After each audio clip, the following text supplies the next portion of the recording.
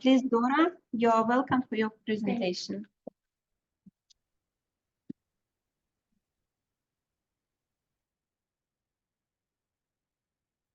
Hello from me as well. What we start to present you.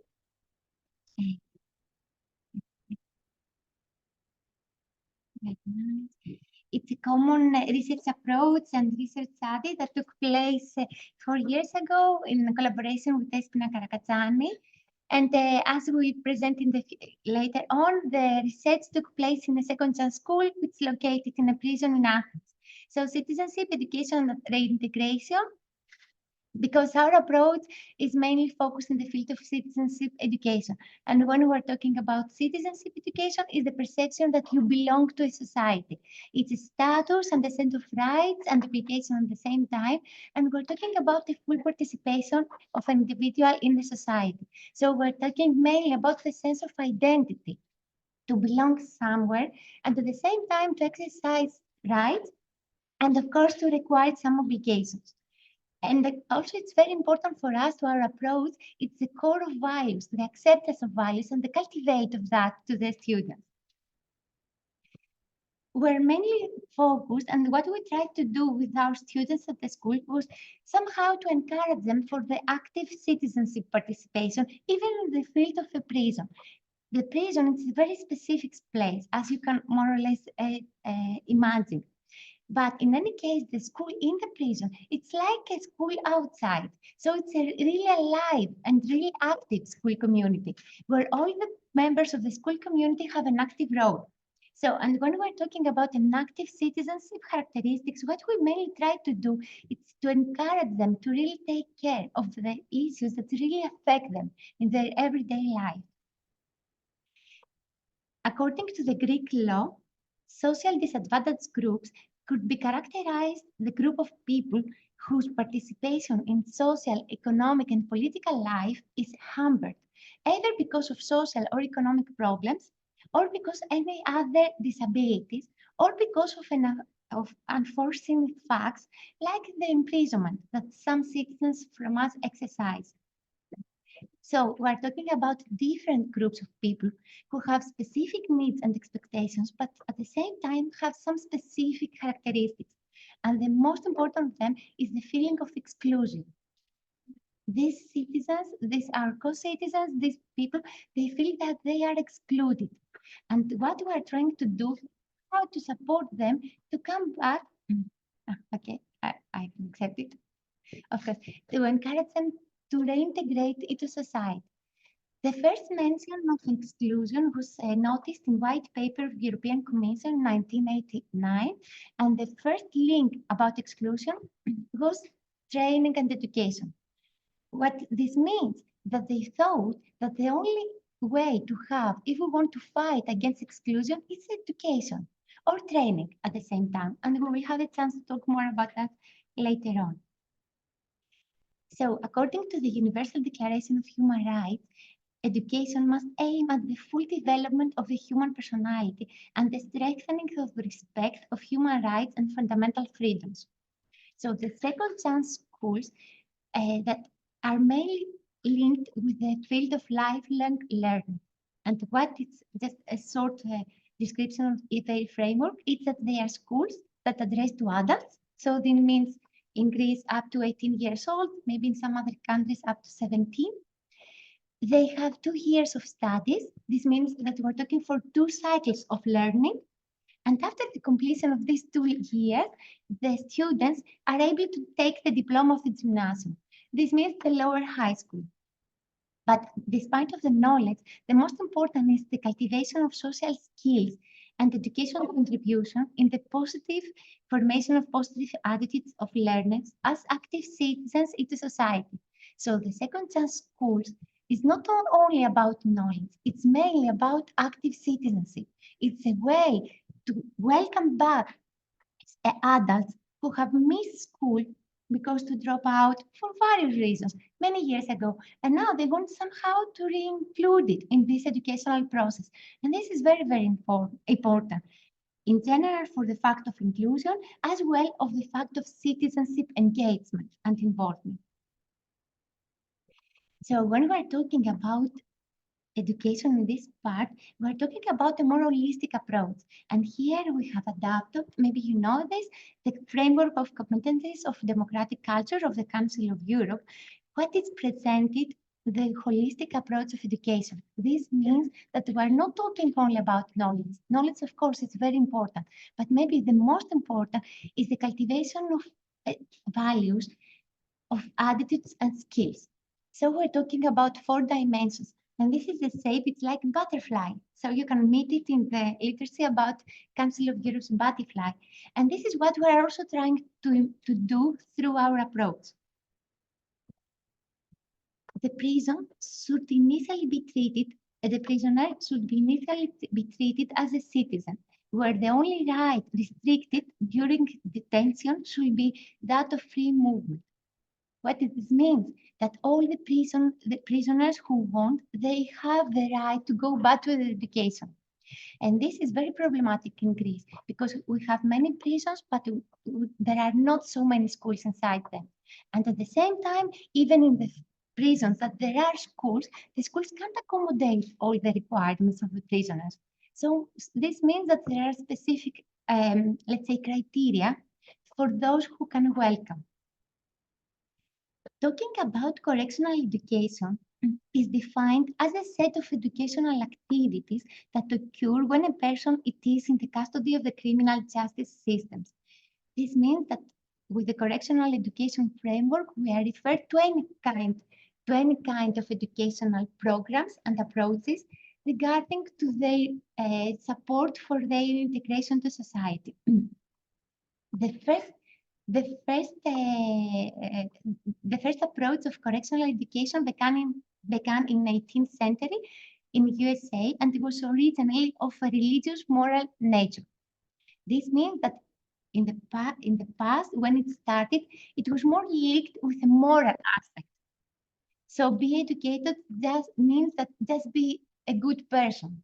Just try to rethink your crime and try to become better. Nowadays, it's not that.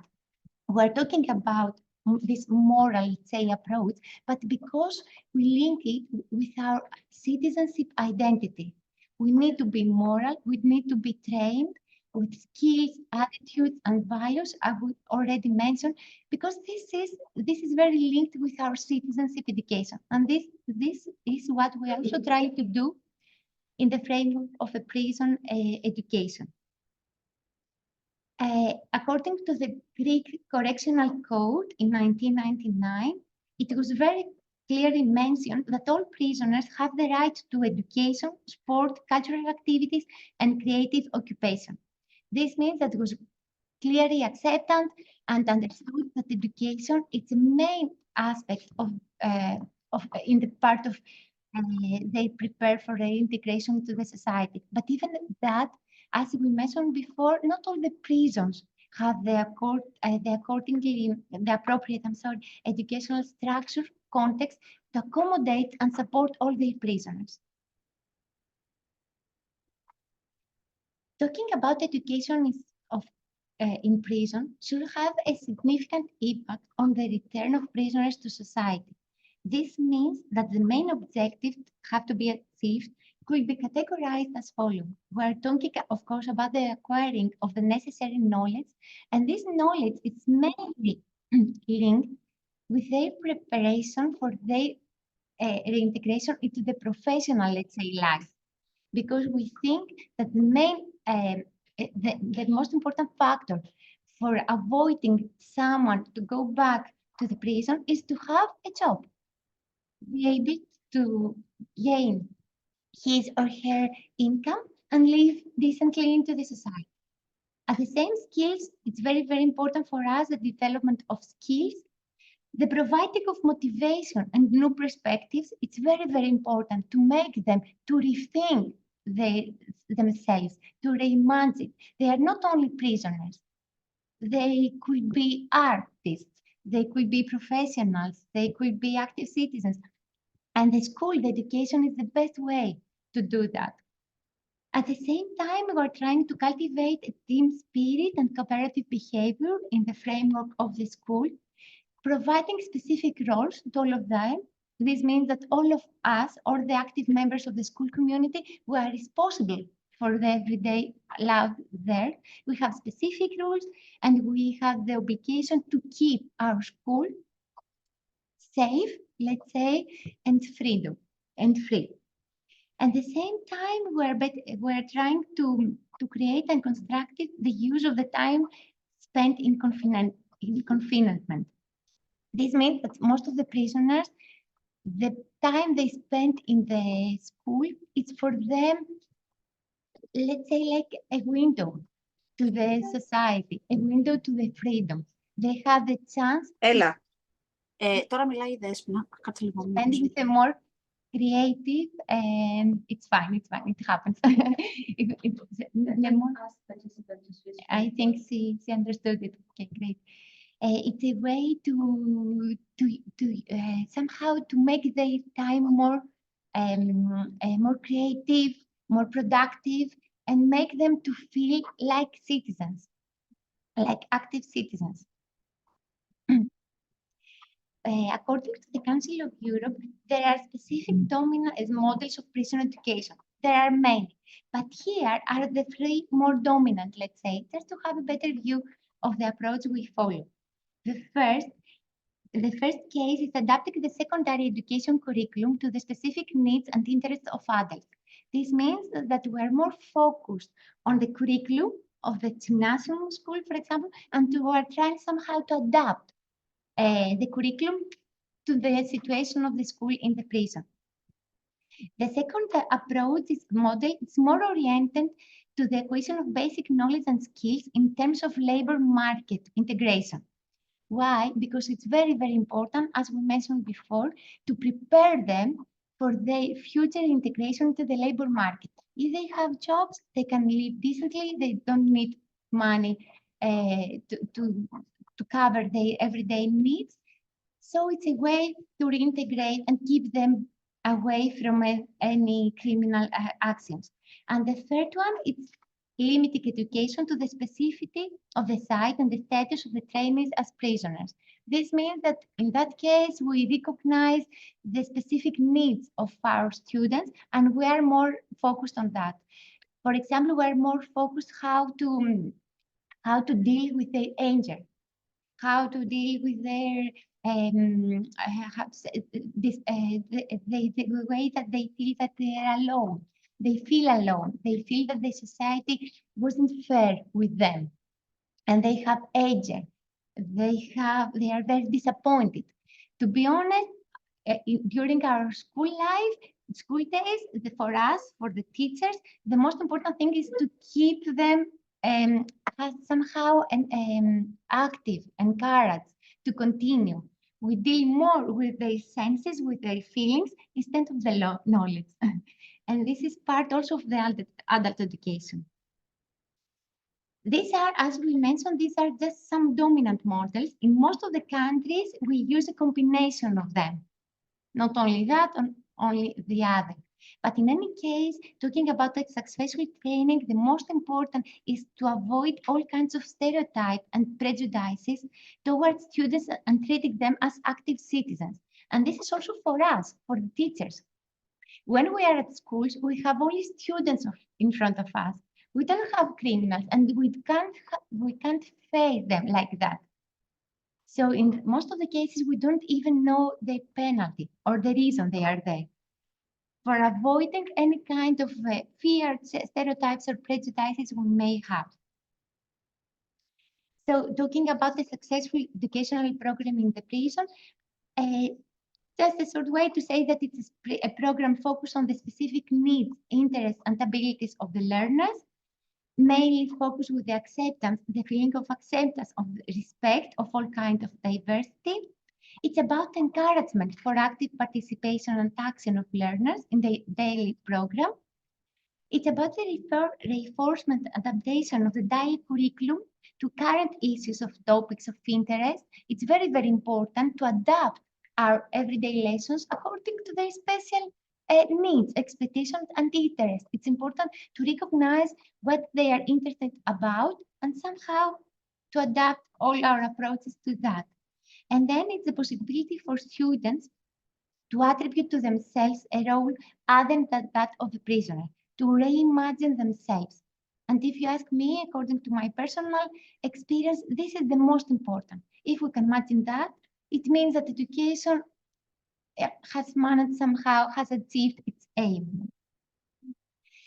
So, according to the case study, as I told you, we had the chance to spend almost a school year with students and teachers from a second chance school located in a prison in Athens. So our main sample is students of the school. So we're talking about men, average age 30 years old. Most of them are Greeks, but of course we have also foreigners as well. People who have finished primary school and have attended maybe the first 2 years of gymnasium, but then we're talking about dropout. They have some specific characteristics about their background. We're talking for people with come from economic and social disadvantage somehow background. There is a lack of vocational skills and knowledge. People with low self-esteem and self-confidence, and this is something that we had to pay attention to, and people who feel of injustice from society. They are used to say, the society doesn't behave to me in a well way. The card wasn't fair with us. You know, they have this feeling of injustice. And of course, the strong feeling of stigmatization because of their stay in the prison. In some cases, their families, they don't even know that they are in the prison. They avoid to tell them the truth just to avoid the stigmatization. So we work with them for almost 1 school year and maybe more, because this is just a part of the whole research. We had weekly visits, and we had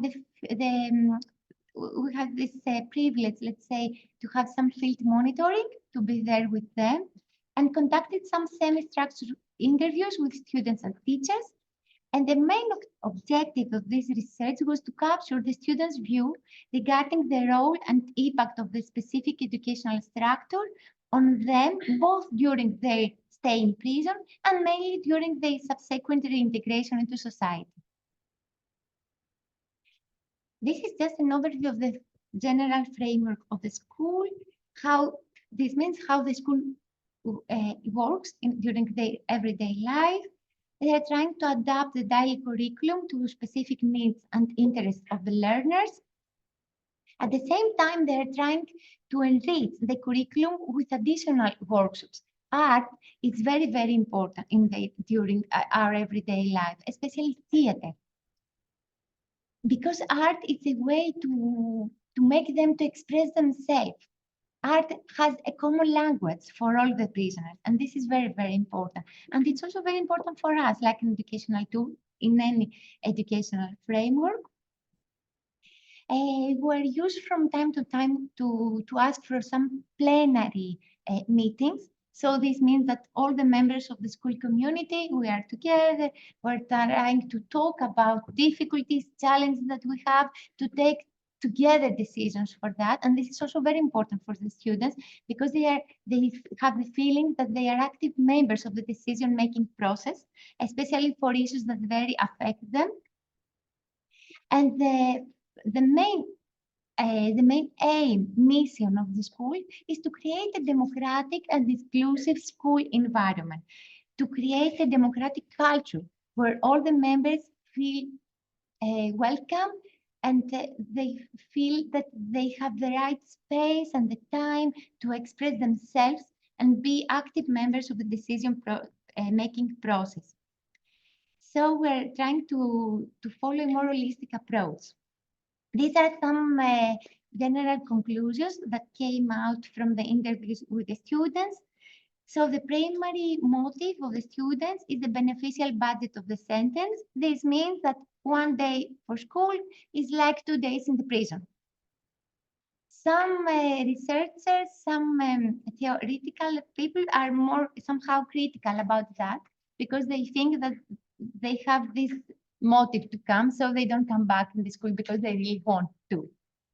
But on the other side, think that we're talking about people 40, 50, 60 years old, that they left school when they were 12, 13, and now they have to come back. If you don't give them a motivation, they will never come for many, reasons. And the same time for them, going back to the school, it's like really a second chance. For some of them, it's very important to take their diploma. It's very important to learn to write, to learn mathematics, to be able to support their kids in the school. Not for all of them, but for most of them. At the same time, taking the high school diploma, it's an extra, let's say, equation for their integration in the labor market. So it's a benefit for them as well. And it's a benefit also for them in the court about the penalty when it's called. They have excellent relationship with the educators. They really respect the school. They really respect the teachers. They appreciate what they do to them. And for them, the school is like their communication, their connection with the society. So for the school, the teachers, for them is the society. And this is very, very important. Through the school, through their teaching at school, their studying at school, some of them, they discovered hidden talents and skills. We have students who later took a scholarship to study at the university, students who took diploma in other competitions about photography, about art, about other talents. Through the school, they create somehow a more positive way of thinking and challenges with life. They were trying together to deal with the feeling of stigmatization. And as they said, the school and their everyday life there helped them, open to them new ways. And at the same time, they expressed the desire to increase the number of hours they are in the schools. They spent at the schools 5 hours in the morning, from 8 to 11:30. So for them, they would like to extend somehow because they prefer to be at school instead of being in their cells.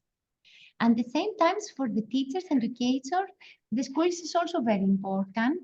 They really think the positive impact to the students, and they are trying to keep this democratic culture, let's say. They consider that students are most in need of encouragement and acceptance, so they are trying to work more in that direction. They recognize the beneficial influence of art in their everyday life, and they put as a primary objective the cultivation of vision by students of basic skills and competencies that they could support them in their reintegration to the labor market. They also recognize that even if we prepare them for the integration into the society, if we can't ensure them a job, they will have maybe later or in a way, they will have the need to go back to the other job that they have, the illegal job that they have.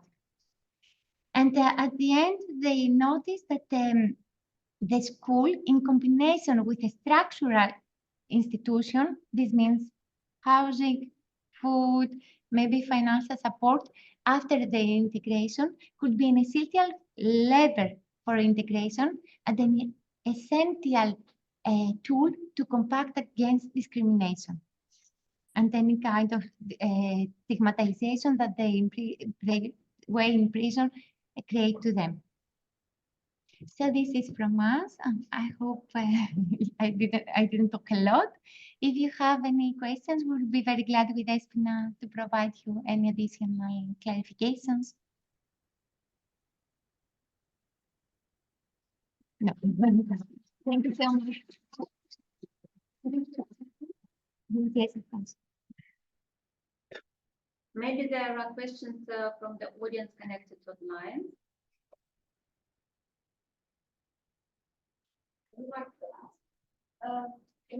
I would be very interested in the difference between prison and the school because I can imagine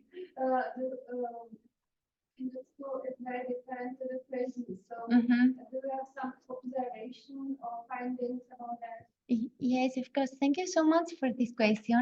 I don't know, Despina, if you would like to add, because it's something that it was very clear from the beginning, from both sides, students and teachers. They said that here it's a school, it's not a prison. It's a different way. When the students pass the door of the school, they change their mind. They change the way they live, they behave. There are no arguments in the school. We're trying to behave with respect to each other. There are no, let's say, stereotypes and prejudices. But in the prison, it's absolutely different, because in the prison, they have to survive.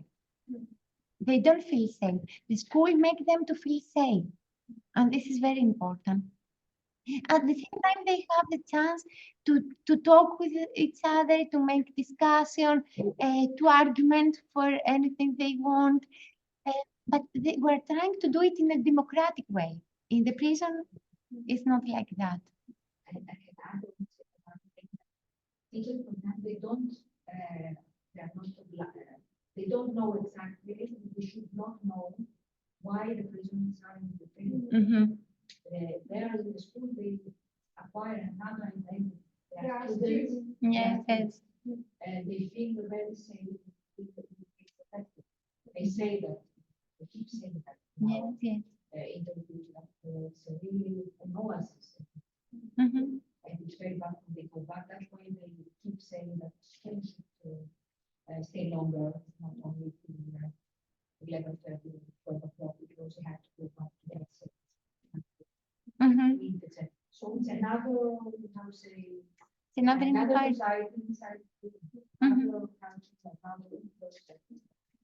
Which is very Exactly. And the school is exactly like a school outside. It's there are colors on the wall. We have games. We have I don't know, separate classes for its course. It's another way. Yes, it's very important for them. And how many students are in class? In class, 15 to 20. I could say, but in any case, during the school year, we have also a big percentage of dropping out, not because they don't want to, but because they have to move to another prison, or some of them are going outside because they finish their sentence. So we started like 20, but at the end, maybe we are 10, 12. Yeah. You have similar schools in Czech Republic inside prisons, and we gave us the I don't know. Okay. There are, yes, there are, but not so many. This education of prisoners is under the service, not Ministry of Education. Or just. And I think it makes a lot of problems because I know that our colleagues Mhm. Yes, but there are educational projects in the prison for European countries, and not only in USA, Canada as well. But there is a different approach. They follow a different model, let's say. If there are no more questions, I would like to invite Mhm. Anastasia. Thank you. Gkioka. Thank you, Dora. Thank you too. With your presentation, School for All, Promoting Inclusion and Interactive Education.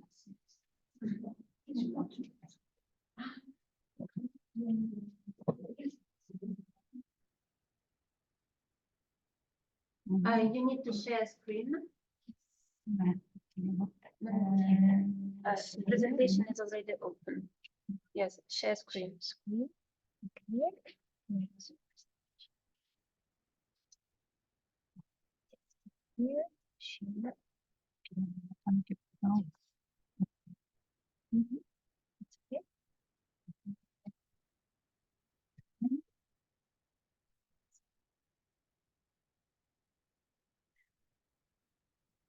Good evening, everyone.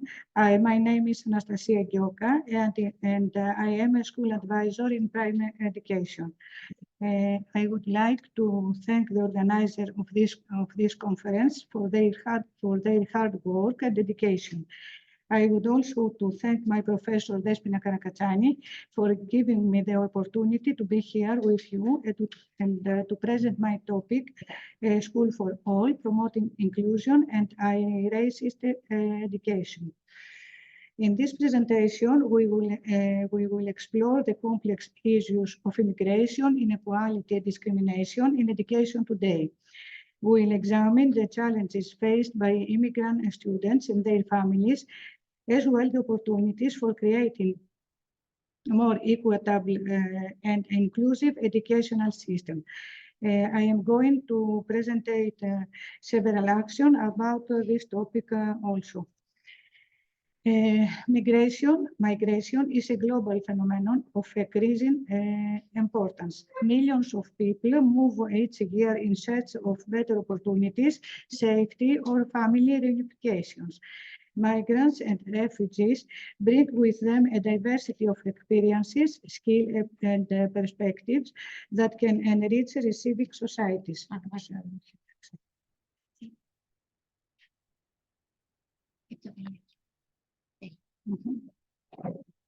Okay. Despite the significant progress, educational inequality remains a persistent problem in many countries. Students from a disadvantaged background, including migrants and refugees, often face barriers to accessing and succeeding in education. These barriers can include language barriers, a lack of financial resources, discrimination, and prejudice.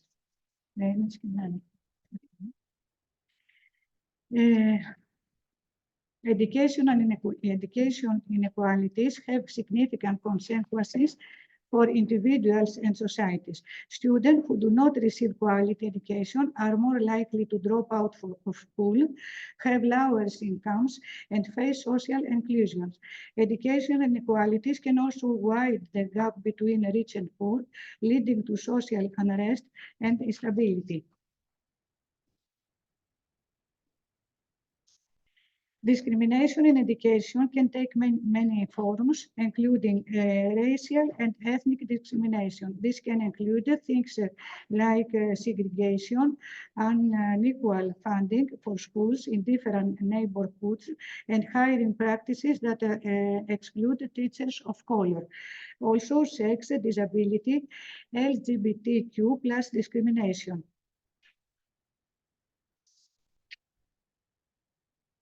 Immigrants and refugee students may face a variety of challenges in integrating into education, such as language barriers, lack of cultural sensitivity, social exclusion. Immigrant students may face racism, xenophobia, and bullying from peers, making it difficult to integrate into the school environment. Also, lack of support. To ensure that all students, regardless of background, have access to quality education, various strategies can be implemented, such as teacher training, support programs, interpretation and translation, anti-racist education, promoting intercultural understanding and anti-racist education in all schools, and the community collaboration. When I was director of the first primary school, several actions about this topic took place. A few words about the school. The school has a student population of approximately 1,000 to 20 students. Is located in the center of Corinth. It welcomes students from Ukraine, Russia, Georgia, and China. Many students are from Albania too and speak Greek. Roma students also attend the school. The school is committed to providing a safe, supporting learning environment for all students, regardless of their background of nationality. The school offers a variety of programs and services to help students succeed, including English language, learning support, cultural sensitivity training, and anti-bullying programs. Musical dedication for World Migrant Day. You see. The student of the third and the fourth grades of the first primary school of Corinth, with the support of the responsible music teacher, sang with harmonium and flute, song of the migration, love for the homeland, love and compassion for others. Student of Albania and Ukrainian, interpretation of traditional Christmas carol from their homeland.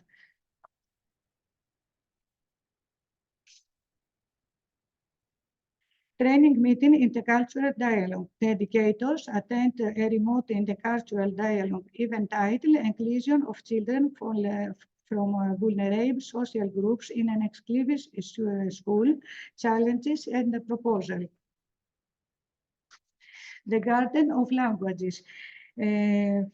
In continuation of the multilingualism project, the student chose 5 vocabulary words in class, which each student undertook to translate it for a language of their preference and write them off the leaves of a daisy. These words are as follows: thank you, hello, goodbye, please, what is your name? In the next lesson, 16 daisies in 16 different languages were gathered, which were attached to cardboard and creating the Garden of Languages.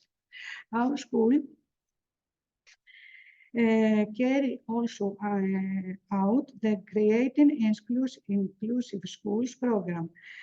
With my second grade students, we read the story Lisette, the Polar Bear.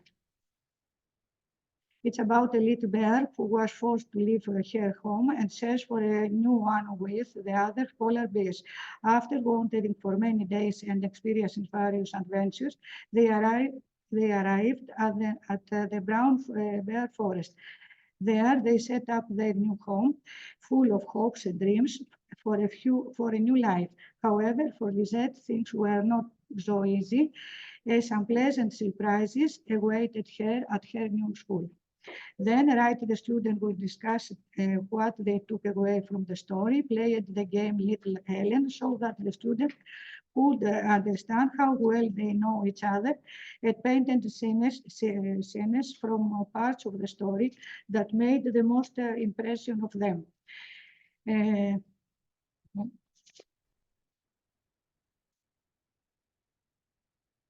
With my student, we watched also the French short film Moustako. Like many girls her age, 12-year-old Moustine dreams of becoming a ballerina. However, in the town of Moustako, everyone wears a moustache, and the little girl is the only one who was born without one, but she's forced to wear it. However, the little girl reacts strongly and comes into conflict with her family because she does not feel good with the moustache and cannot support it. In the end, however, her difference is accepted. Then we discussed the similarity that connect us in a group and in society as a whole, but mainly the need to maintain and support those parts of ourselves that make us unique, that make us feel proud of ourselves. Then the student wrote a short summary of the film, drew pictures of the scene from the film that touched them the most. Finally, we put this drawing together like a little book.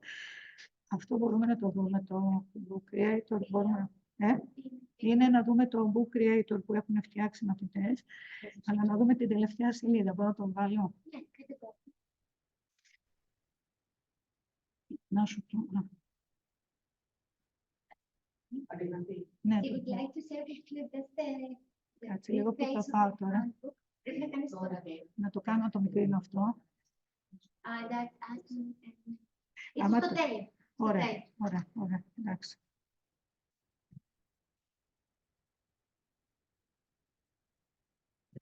Να πω λίγο εδώ ότι το τέλος του βεβαιώσει.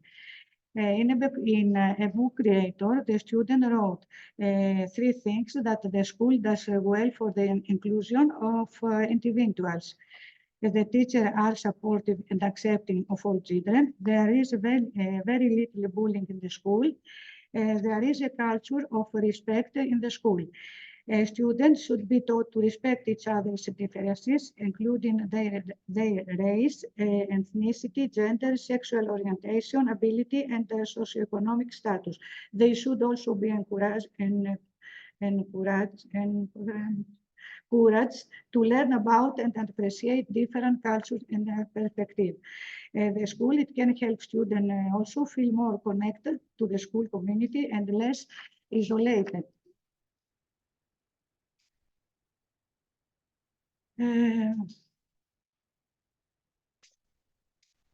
In the program Teacher for Europe, we painted the refugees in Europe. To conclude my presentation, I say some expectation. We hope that that will not remain in theory, but that everything we say in theory will become experience and action, both from the state and from us. The best way to achieve our goals is to take action and to make a differences in the world. Thank you.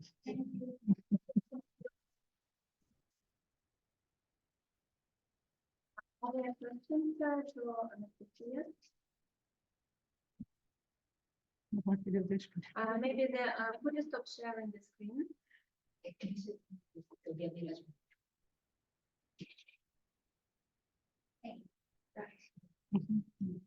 Maybe there are questions from the audience connected online.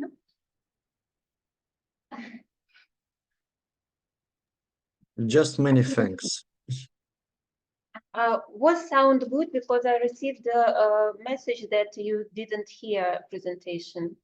Did you hear everything? Yes, that was fine. I Yes, sent that a yes, while ago. Because of Dora's presentation, we just saw the first slide and then the last, unfortunately. Maybe I have a question. But everything is here. Everything is okay. Yeah. No Now problem this is with okay. this. True, yeah.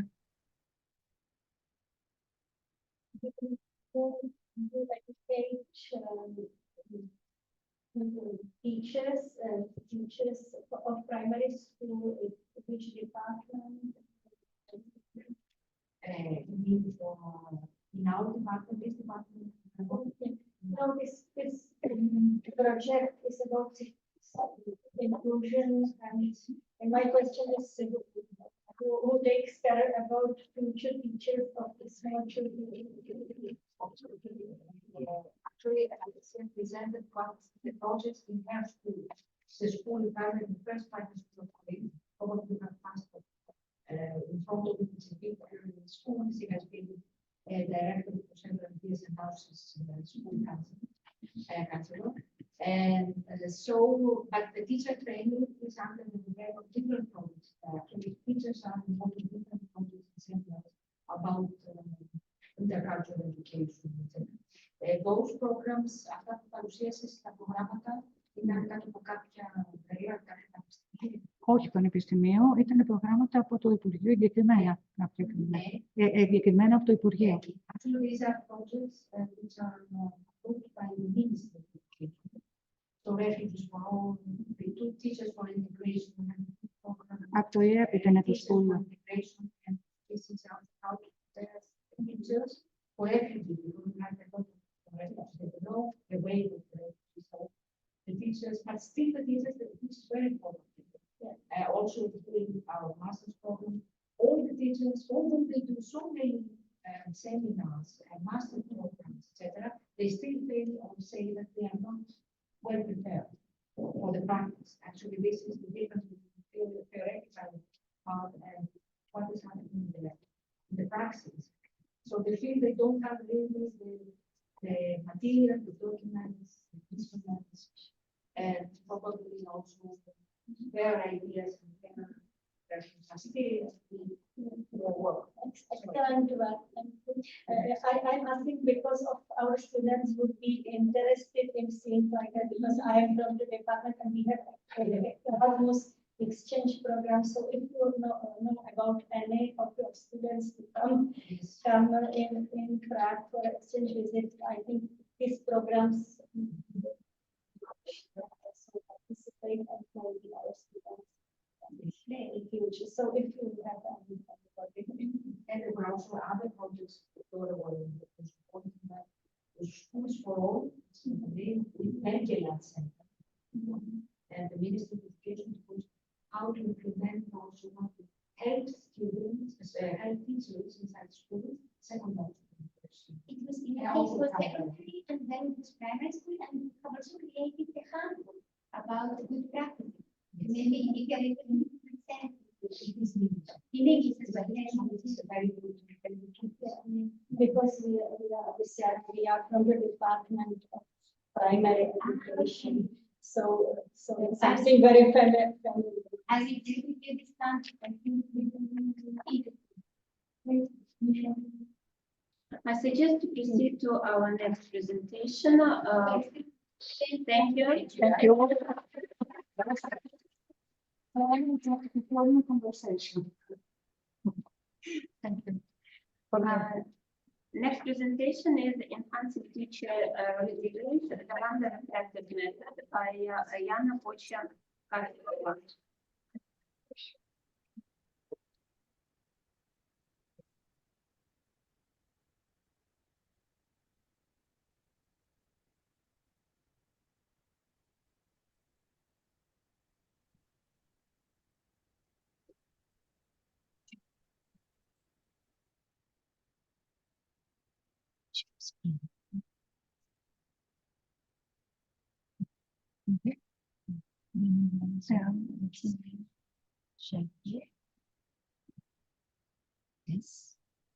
Yes, one slide, please.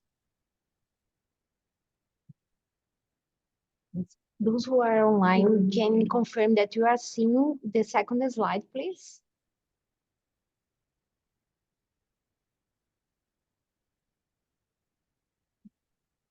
Yes, that's fine. Okay, thank you. Thank you. So, hello, my name is Jana Kargerova, and I'm colleague of Jana Stara and Karel Starý. I'm from Charles University in Prague, and I'm from the Department of Pre-Primary and Primary Education. I will talk about enhancing teacher resilience through the Wanda reflective method. And in our study, we examined how a specific structured method called Wanda promotes teacher resilience and well-being in Czech primary school. Wanda is a group method. It is based on repeated meetings of group of teachers who share, discuss, and reflect on challenging situations from their practice. And it always has 5 phases. So the group of teacher, they meet and they share and discuss challenging situation, and then for the whole session they always pick just one situation, and through the meeting they are working just with one situation. And next step is the asking questions phase. So they ask questions to the contributor to be sure that they understand the situation well. And next phase is my favorite one. This is about collecting perspectives, which means each participant will pick one role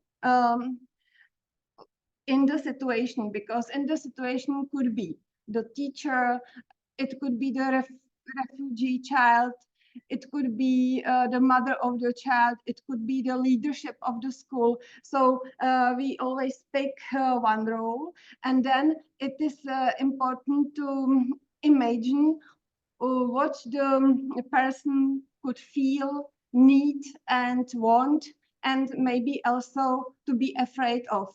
So this is very important, because sometimes it's not comfortable to imagine what other people feel, want, and are afraid of. And it gives us a completely different perspective sometimes. Very important.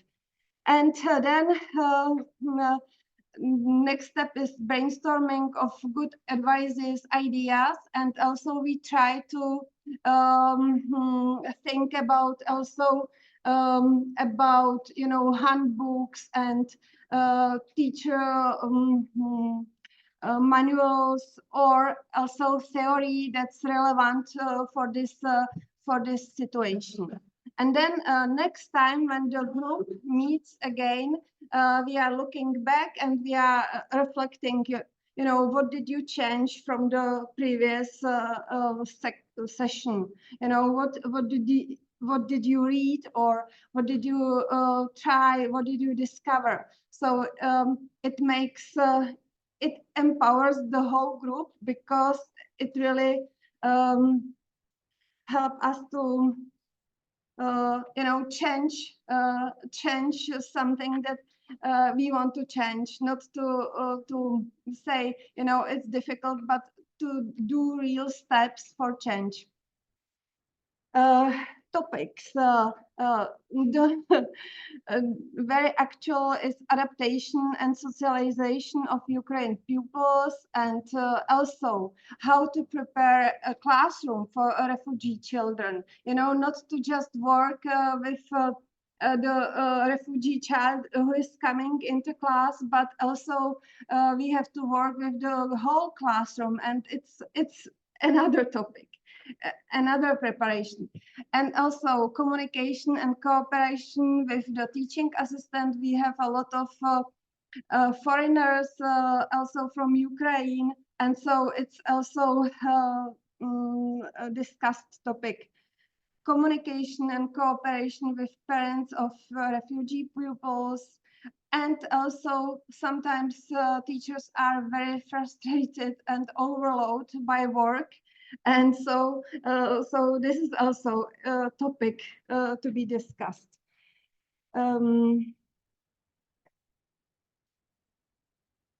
The aim of this research was to assess how the Wanda group reflection method promotes teacher resilience and well-being in Czech primary school. And we took a case study approach and interviewed teachers in Czech primary school during the Wanda sessions. 2 questions.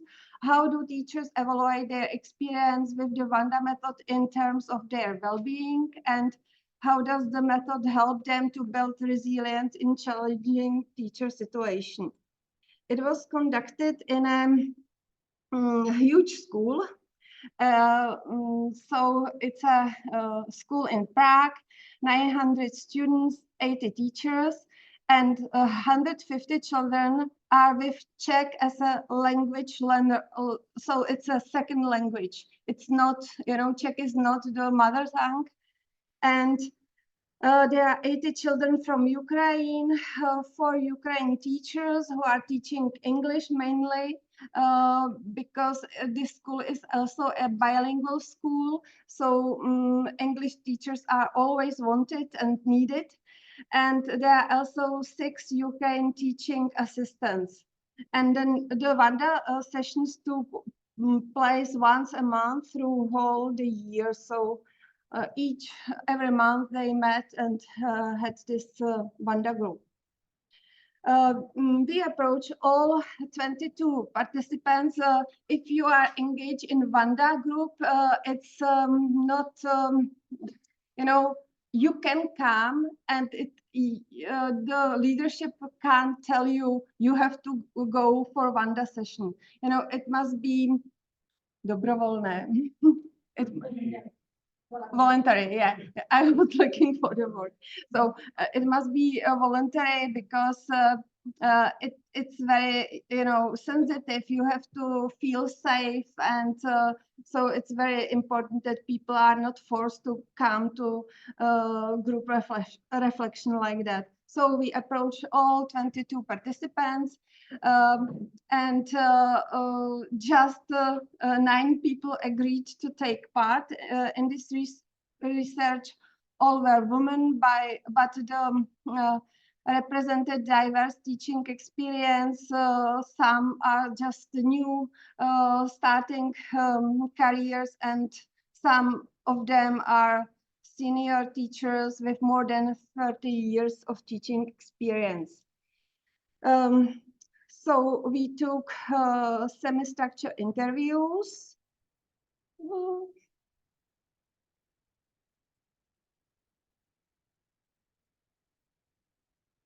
And these results, no, I'm sorry. And all the interviews were audio taped, transcribed, and analyzed by 2 researchers through Open and Excel coding. And each researcher first individual coded 2 pre-selected transcripts, and then coding process split findings into categories corresponding with research questions. Results. So there are 4 important themes: sense of support and belonging, perspective diversification and problem-solving skills, knowledge sharing and mentorship, and self-reflection and personal growth.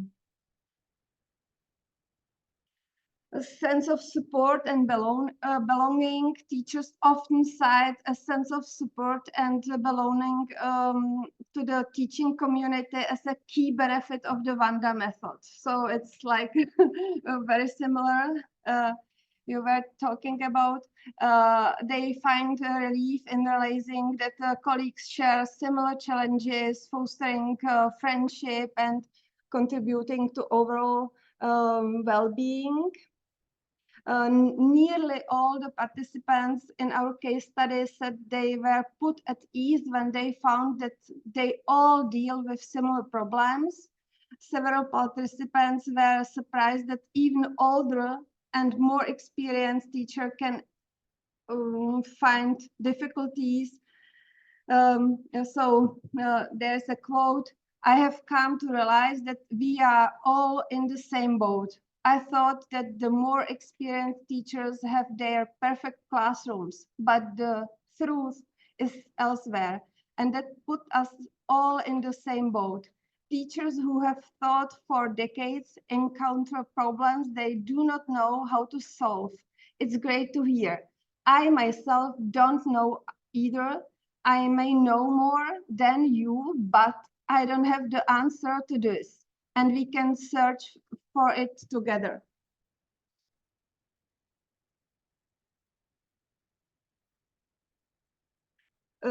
Another quote: "It was very important for me, for my mental resilience, to share my experience with other teachers. I was very worried about what some of the children from Ukraine were going through. Their adjustment was also very difficult. I was reassured to hear from other colleagues who have more experience of integrating Ukrainian children that there are stages to adaptation, and you cannot skip them. That calmed me down. I felt really supported." Other second perspective, diversification and problem-solving skills.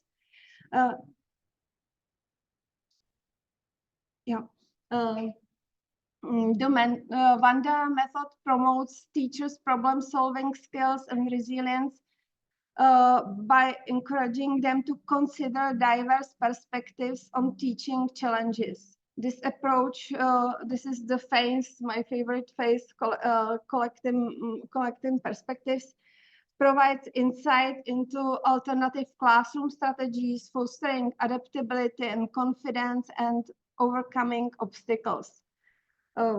Quote: "One does not necessarily realize something. It does not have to be rational, but it seems to me that it forces me to accept attitudes that are not mine, and it helps me to understand the kids who are a mystery for me."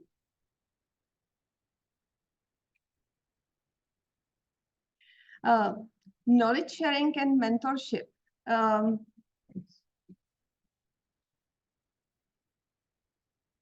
Wanda sessions promote mentorship and collaboration among teachers by facilitating the sharing of knowledge and experience. And this exchange fosters a culture of learning and support, equipping educators with practical strategies. You know, and this is very important. If you are equipped and feel competent, you can manage better a difficult situation. And it is also good for the psychological resilience. It's basically about passing on experience to the beginning teacher. Some problems in their classroom come because of lack of knowledge. They don't know how to act and how to ensure a certain level of security.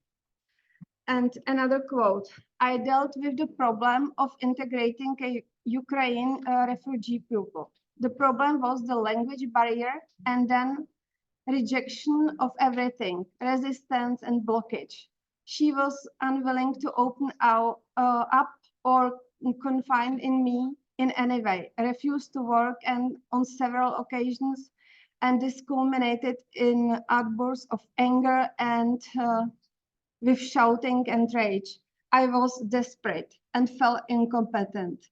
I was helped greatly by the ideas of other more experienced colleagues.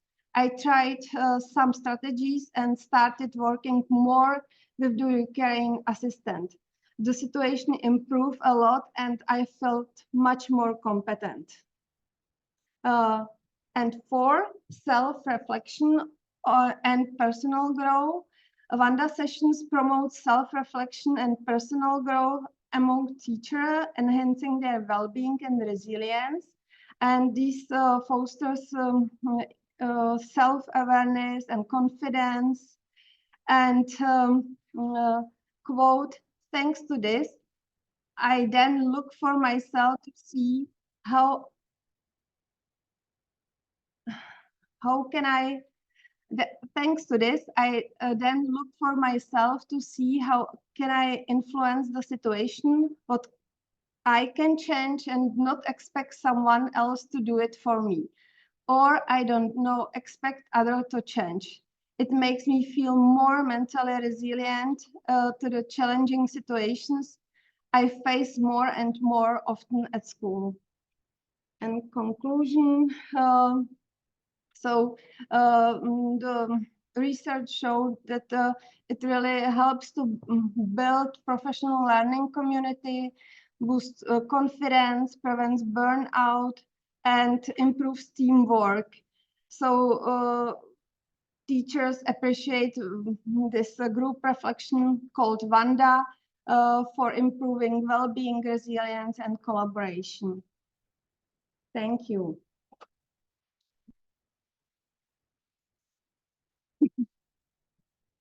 Thank you for your presentation. Could you stop sharing this? Yeah. Are there any questions from participants who are here in foreign?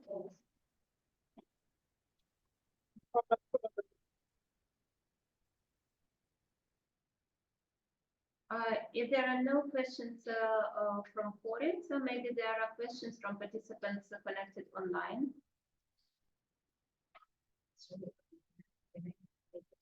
Yeah, sure. It was very interesting. Thank you. So there is a specific teacher training about Wanda. So who is responsible? Yeah.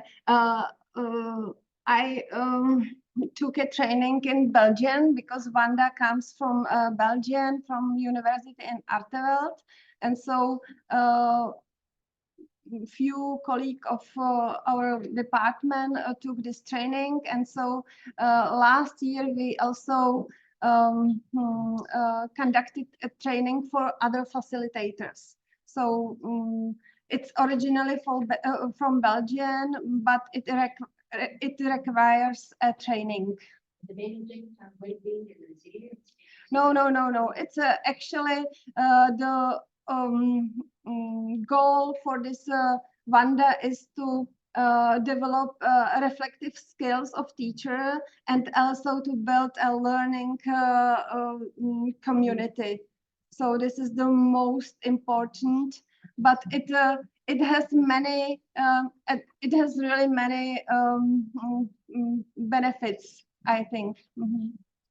And how long education is needed for how long training is needed? It takes about 1 year, but it is you know it's a minimum of 80 hours of the training, and then you have to take supervision.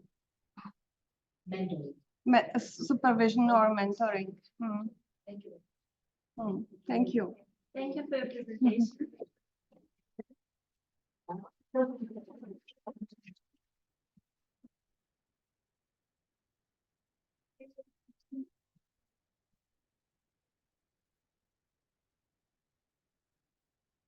The remaining part of our conference will be online.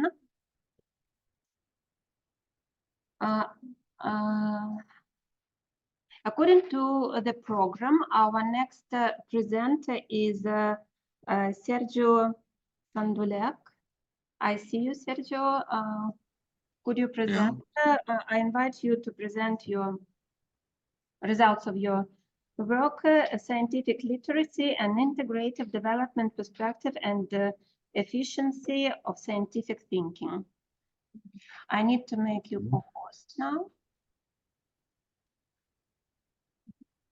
You should be able to share your screen. Thank you.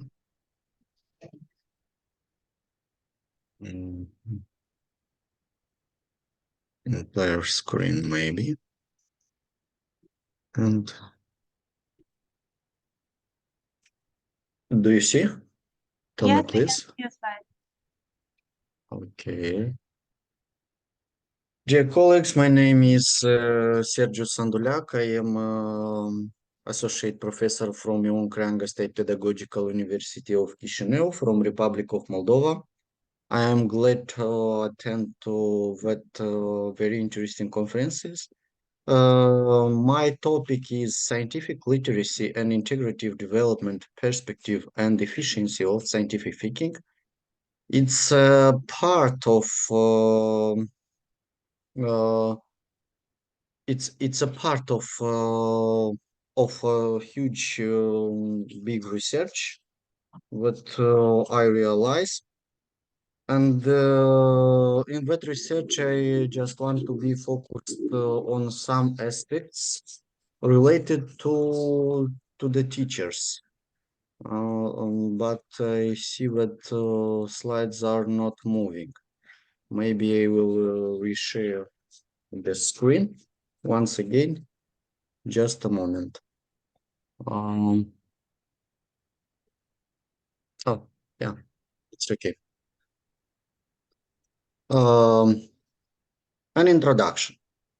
The training of teachers from the perspective of science education requires scientific literacy, and I am sure that you know about that, and continuous development of scientific reasoning, including professional reasoning as a fundamental benchmark in the formation of scientific thinking, which would ensure the completion of our cognitive and metacognitive processes.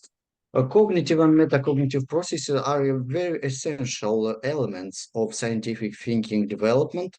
It's not important to whom, teachers, students, or many other people. It's important to highlight that there are another elements like analytical skills, critical, and the skills of reasoning and some prognostic of pedagogical skills, the ability to see and to predict what kind of knowledge will you provide or will you have. It's about you, yourself, and about students. If we talk about through pedagogical point of view, through the perspective of the teacher.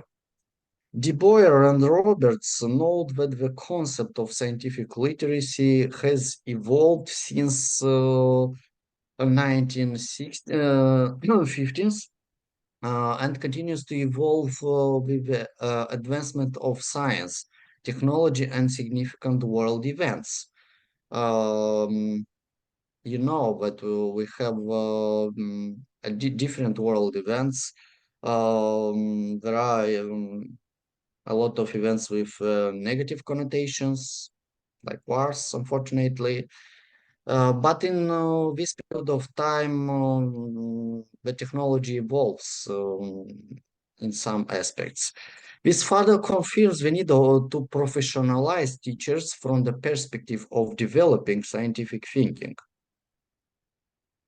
The objectives of my presentation and the research entirely is to define and explore the diverse interpretations of scientific literacy, emphasizing its role in developing both informational and operational skills for fostering curiosity and also critical thinking, because critical thinking is part not just of scientific literacy, it's a part of scientific thinking. It's an important component with metacognition also. And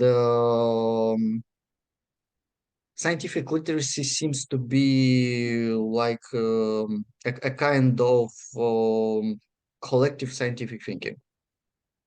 To highlight the importance of professional development for teachers to enhance their scientific literacy, ensuring they can effectively teach and inspire students in scientific thinking and problem solving in the context of world challenges. Unfortunately, most of our students are influenced by the internet, by a lot of gadgets, and of course, scientific literacy, it's on the low level. It's a problem of European Union. I think it's a world problem. It doesn't matter where. In Republic of Moldova also, we have such a problem. And we can solve this problem just through promoting, developing scientific thinking, in my opinion. As a result, we concluded the pedagogical and scientific position presented by Shamos. Tatiana Shamos coincides with the view of the need of the development of scientific thinking. And Tatiana Shamos formulated from a psychological perspective what is scientific thinking. And interesting and very suggestive and valuable is the idea of that researcher who did the scientific literacy in three components: cultural scientific literacy, functional scientific literacy, and accomplished scientific literacy. According to Shamos, a cultural scientific literacy is about a person who possesses knowledge from his or her own culture and can recognize and explore days, places, and many other useful information. A person who possesses functional scientific knowledge can write, read, analyze, and interpret scientific concepts and values, and is also able to discuss about some scientific texts using scientific terms, approaches, theories, and so on. A person considered to be fully scientifically literate represents a highest level of scientific literacy. And that person is like a fully recognized researcher. and that person can lead in a research and provide scientific thinking through students. Has that abilities. The content of the following theoretical tool represents all aspects related to the process of scientific literacy, synthesized and adapted by us to the pedagogical professionalization of teachers, because pedagogical professionalization of teachers is very important to be done through scientific thinking development. In my opinion, it's one way, single way to provide scientific literacy, especially for teachers. Teachers as a promoters of scientific thinking development in students that suffer of clipping thinking, because clipping thinking affect their possibility to analyze, and if we will turn back to the Shamos Tatiana approach, we'll understand that students don't have a possibility to develop their scientific thinking individually in a particular way, and we need a system to create a system in our modern world what will give them the possibility to develop themselves, and after that, in that way, we will have a scientific literate community and population. A scientifically literate pedagogue teacher should possess characteristics that would meet 4 essential psychopedagogical criteria relating to knowledge of science and the concrete thought about subject done by the teacher. It's about knowledge of mathematics, history, geography, or many other courses and that teacher is specialized. Knowledge of science as a way of knowing the field is also essential through psychopedagogical point of view, or for teachers structured into disciplines of study and so on. Knowledge and appreciation of the interaction between science, the concrete field technology, and society. Now I want to present a table synthesized by me according to Turkish researcher Ajay, that adapted and exposed a lot of interesting ideas about pedagogical professionalization of teachers through point of scientific literacy.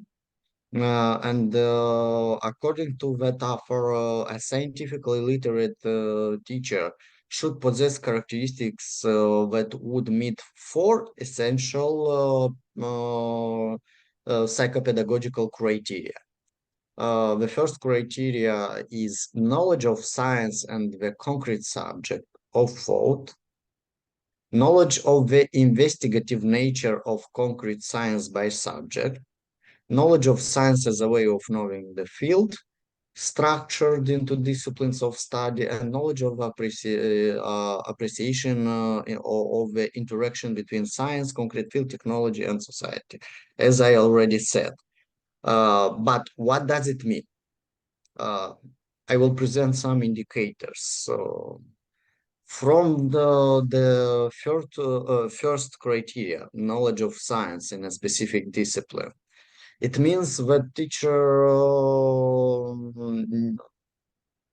should have the ability to study, to know, to analyze facts, to deduce logical connections, to synthesize information, and to formulate appropriate conclusions, to have essential skills in understanding and developing scientific concepts, principles, laws, hypotheses, theories, or specific models in a specific area.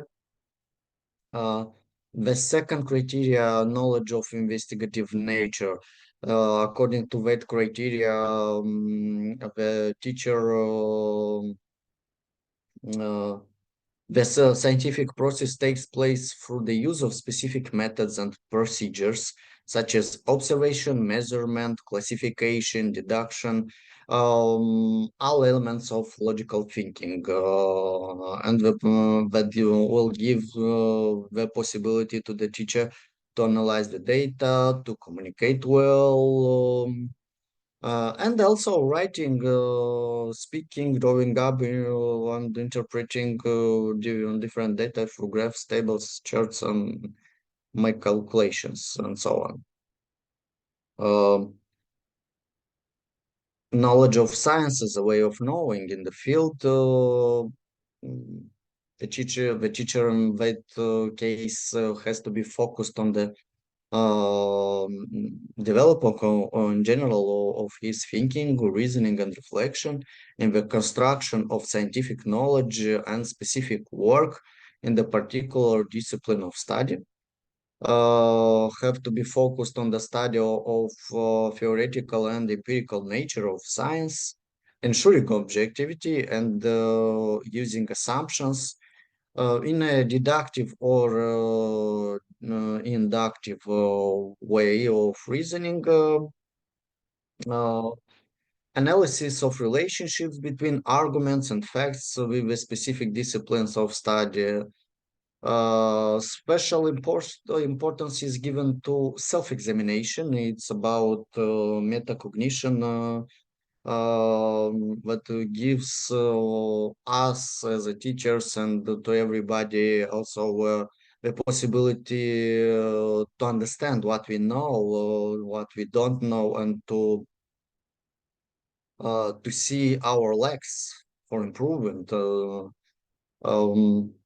After that, we will have the possibility to make synthesis and drawing essential conclusions, real conclusions, not abrupted to the reality. And on the end, the last criteria is knowledge of exploitation of the interaction between science, the practical field, technology, and society. It means that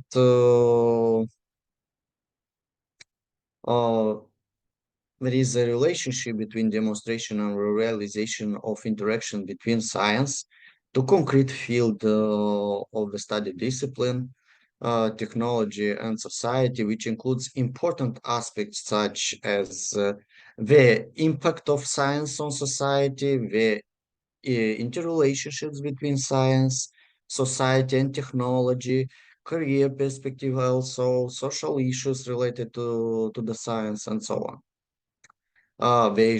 And not at the end, but not at least, but the efficient use of scientific knowledge in daily and professional decision making, problem solving is also very important, also, as well as the respect of ethical and moral rules related to the specific scientific field.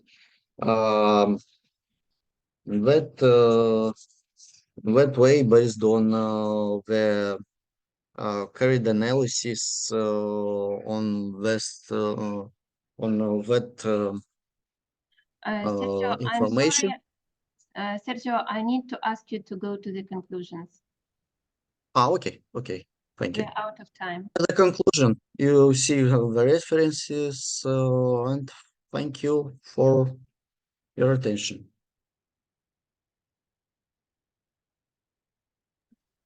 I didn't expect you to finish so quickly after request to move to conclusions. Thank you for your presentation. Could you stop sharing the screen?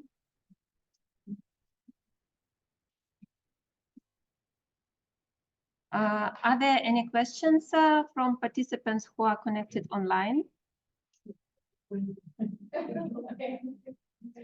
Are there any questions from participants who are here in Corinth? It was a long day. I'm sure that everybody were interested, but it is not so easy to keep discussion for such a long time. Thank you for your presentation. It will be available online. I would like to invite Vassiliki Pliogou with presentation Teachers' Role in Multicultural Education in Early Childhood Settings, Teachers' Perspectives in Kindergarten in Thessaloniki. Hello, I'm Vassiliki. I'm sorry. Excuse me, I can't make you co-host. Maybe I made Sergio host, and he needs to return me rights of host. Please guide me how to do it. You see the video with me and three dots. 3 points, bullets, yes, and make me host. Make me host. Stop video, mode, pin, spotlight. Make host, yeah?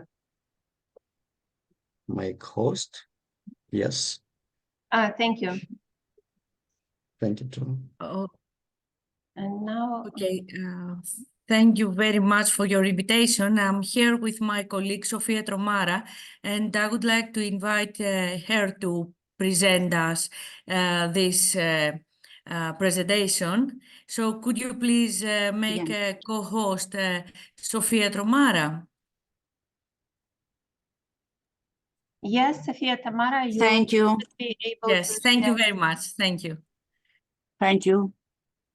Good afternoon, everyone. I'm Dr. Sophia Tromara, and I'm here with my colleague, Associate Professor Vassiliki Pliogou from the Department of Early Childhood Education from the University of Western Macedonia, Florina in Greece. The title of our presentation is Teachers' Role in Multicultural Education in Early Childhood Education Settings, Teachers' Perspectives in Kindergartens in Thessaloniki, Greece.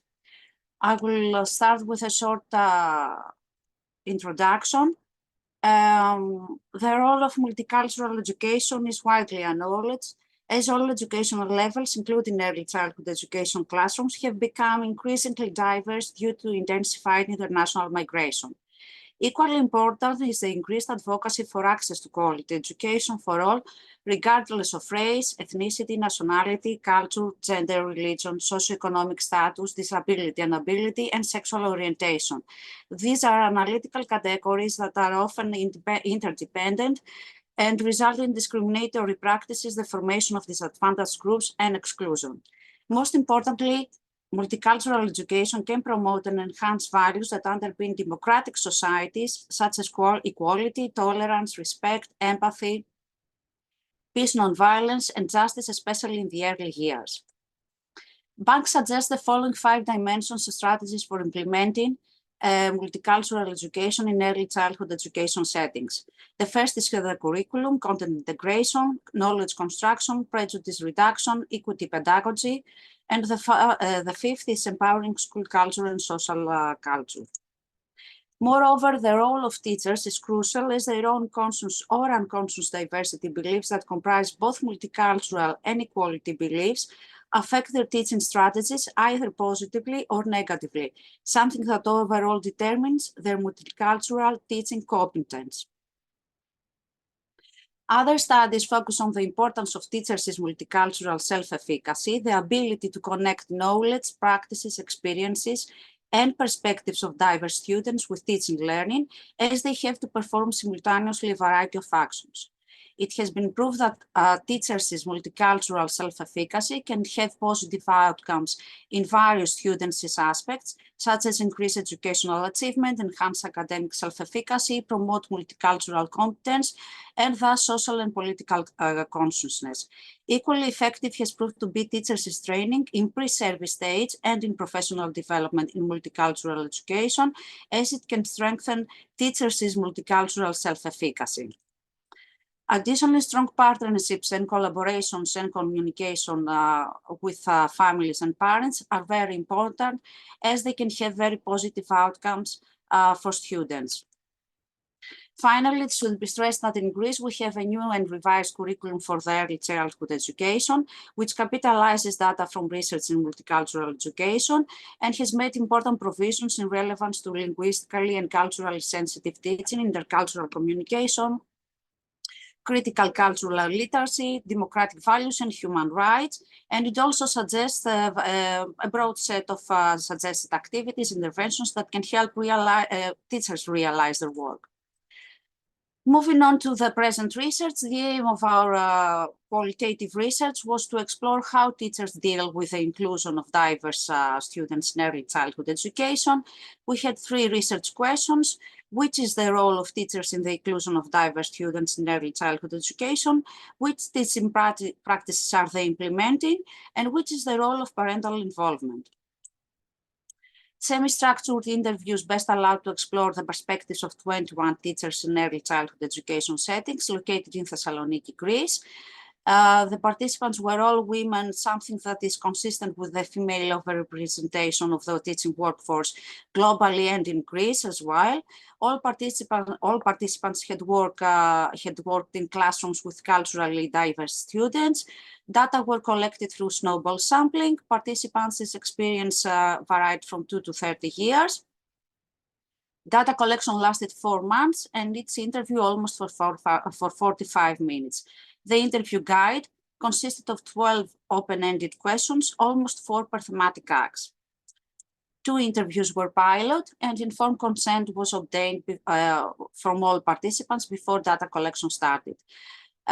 We use thematic analysis for data analysis because it is flexible and for data interpretation. Thematic analysis, from the thematic analysis emerged 8 themes, which I'm going to present them very shortly and with indicative excerpts.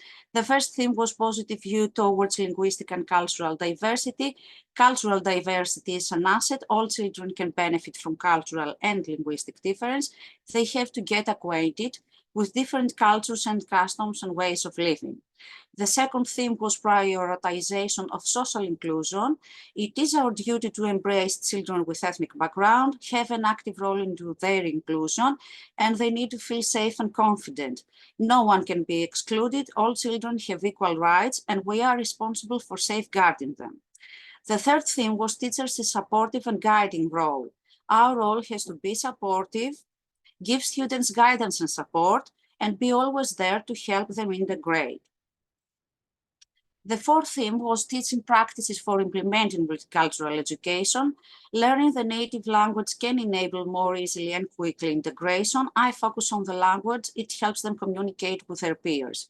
I use many strategies: arts, crafts, storytelling, words and customs from their ethnic groups and culture. I try to make mixed groups in collaborative projects. The other one was cultivate the idea of anti-racism. The fifth theme was multicultural education and the curriculum. I always use the curriculum. It has many ideas and provides practical guidance. I try to be flexible and adjust the curriculum to the needs of my classroom. The sixth theme was barriers against effective inclusion. Language mostly. It slows down the learning process and the integration of children in the group. We could use some help.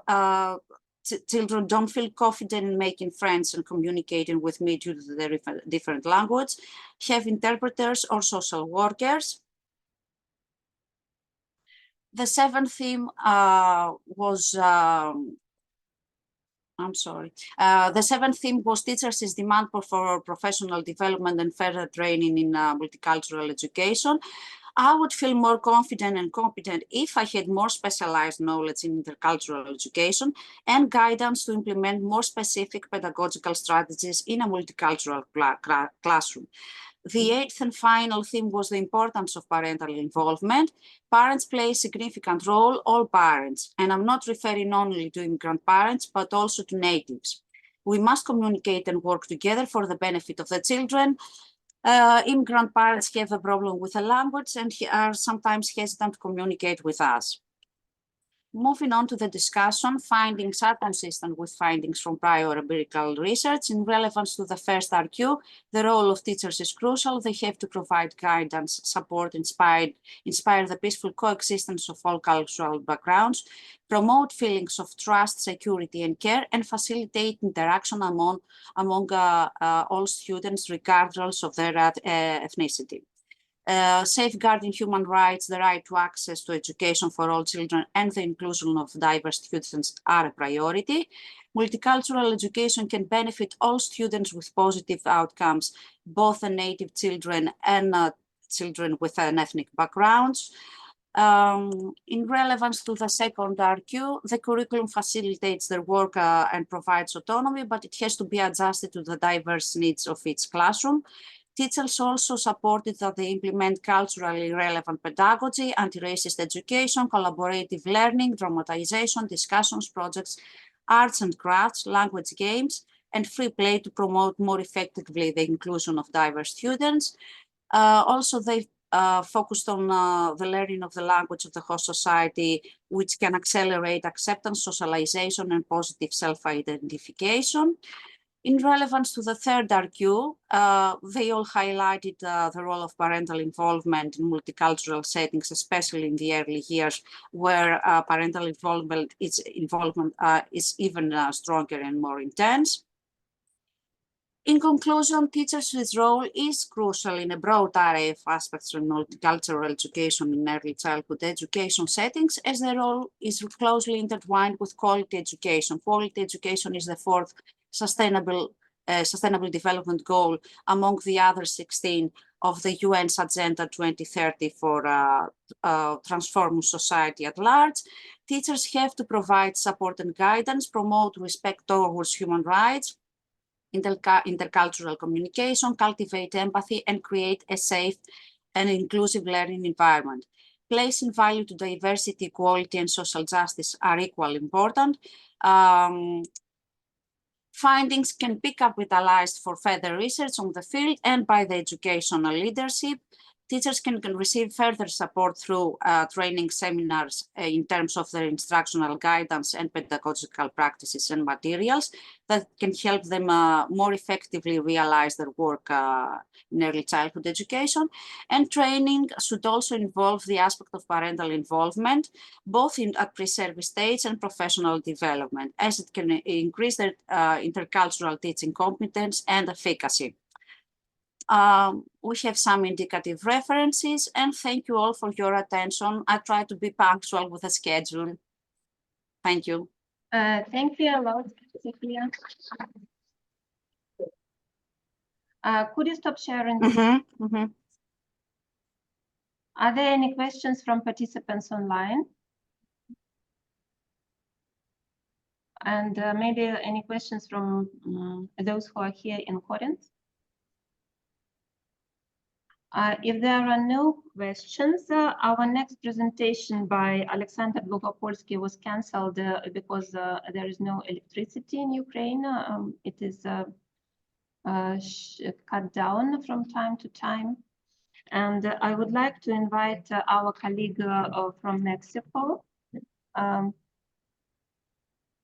Adrian Guzman, with presentation Political and Economic Self-Constitution and Large Language Models, Exploring Robots' Rights and Machine Learning Migration. Thank you very much, Irina. I'm going to share my screen. Let me make you co-host. All right.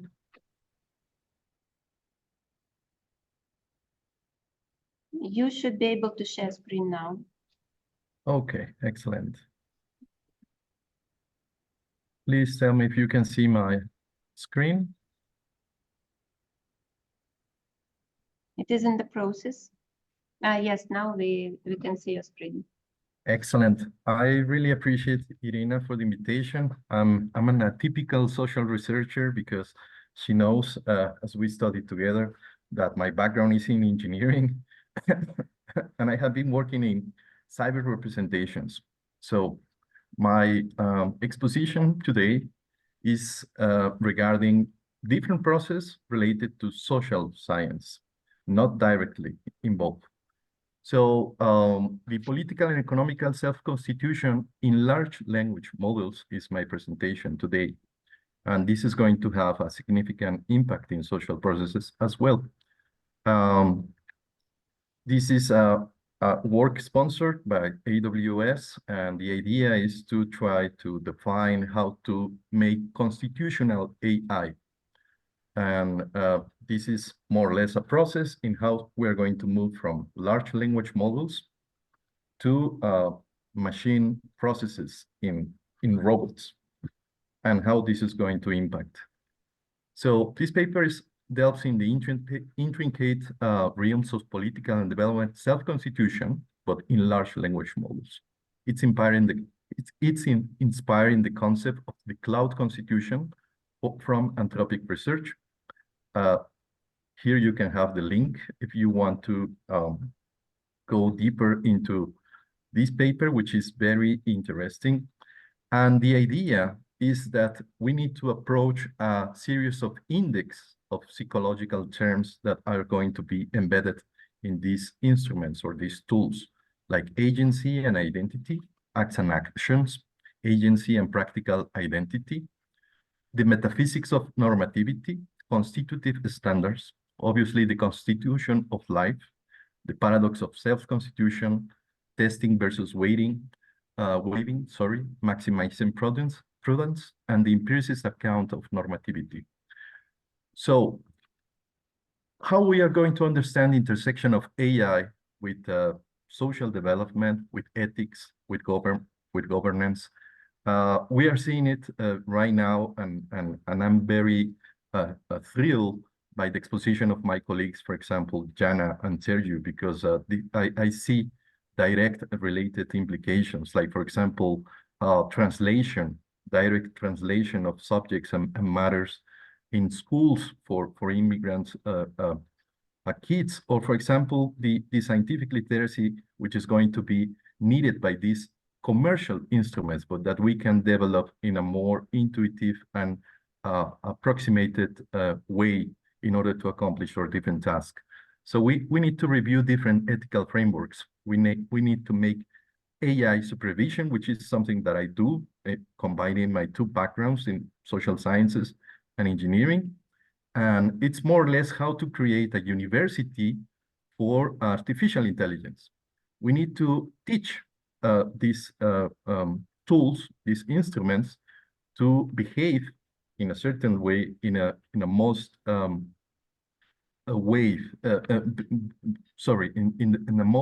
better manner. So this is a multidisciplinary approach. And I just can say that in the age of the advancing artificial intelligence, the notion of political and economical self-constitution is more important than ever. This is a parallel process that is taking place among all countries. I'm from Mexico, no? And this is because we need to encompass psychology, ethics, and governance in a very intricate way.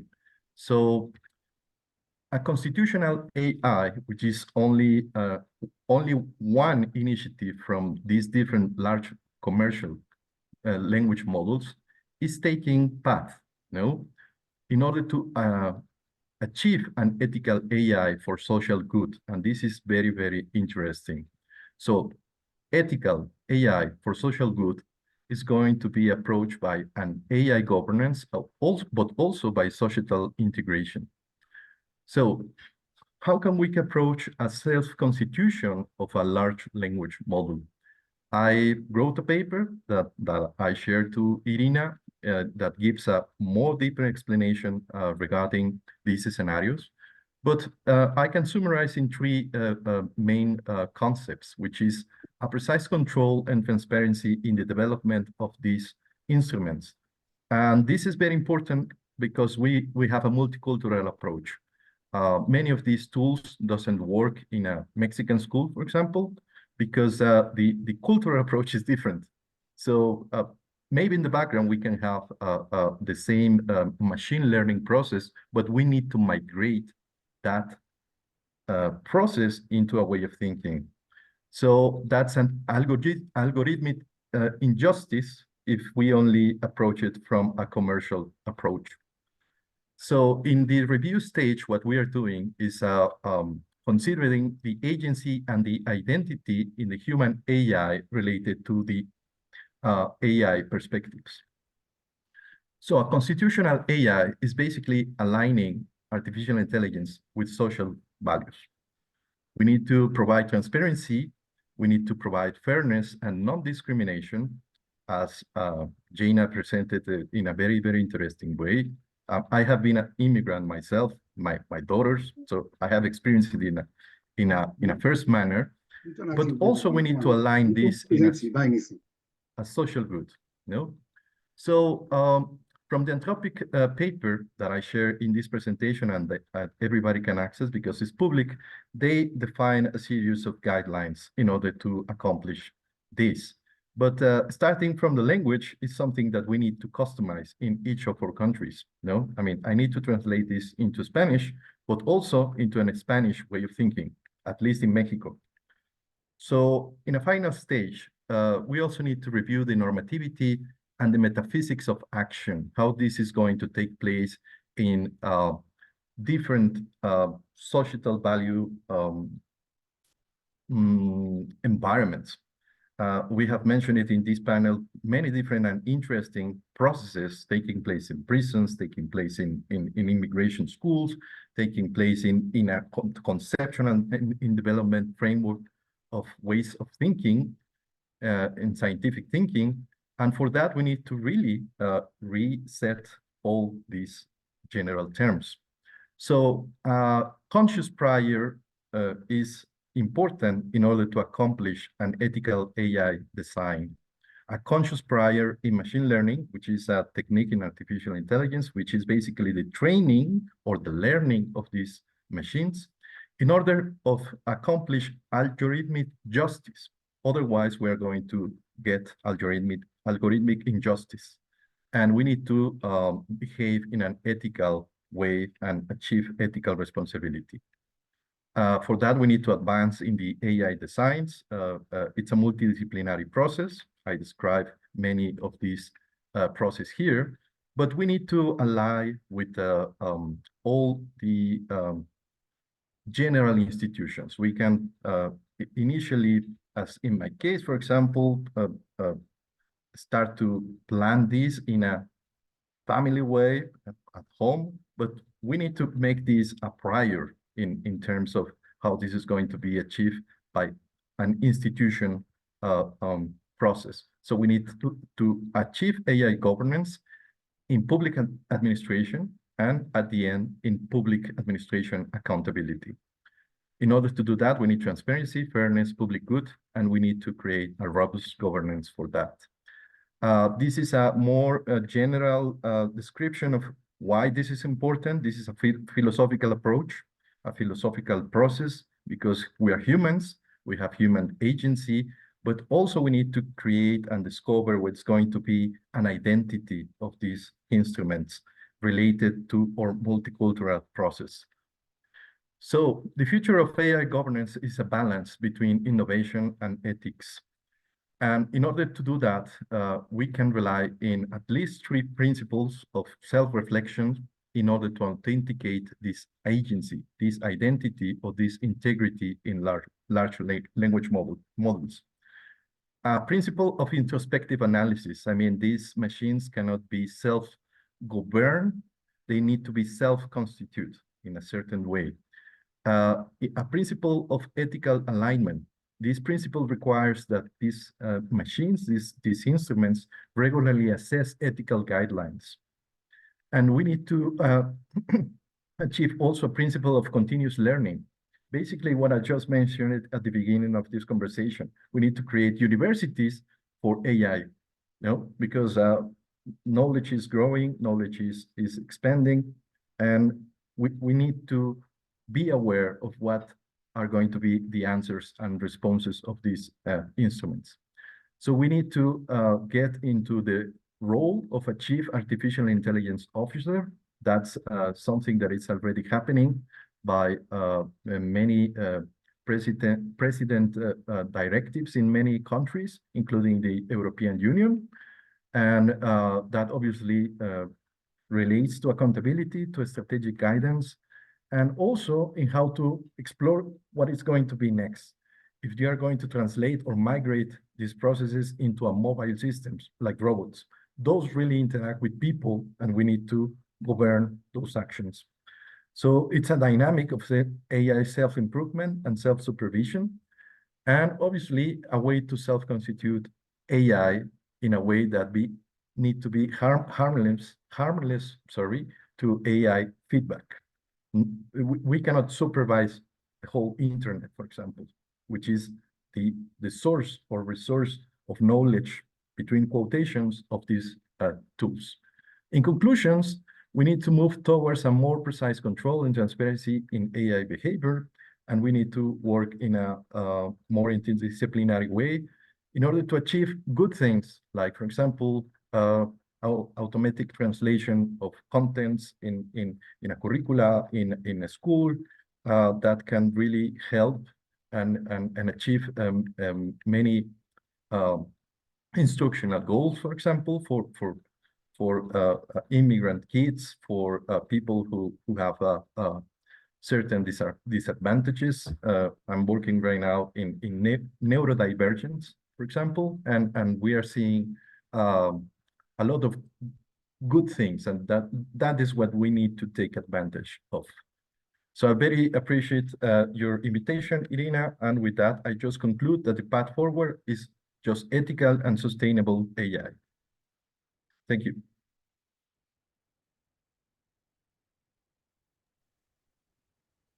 Thank you, Adrian, a lot. Could you stop sharing your screen? Are there questions from the audience connected online?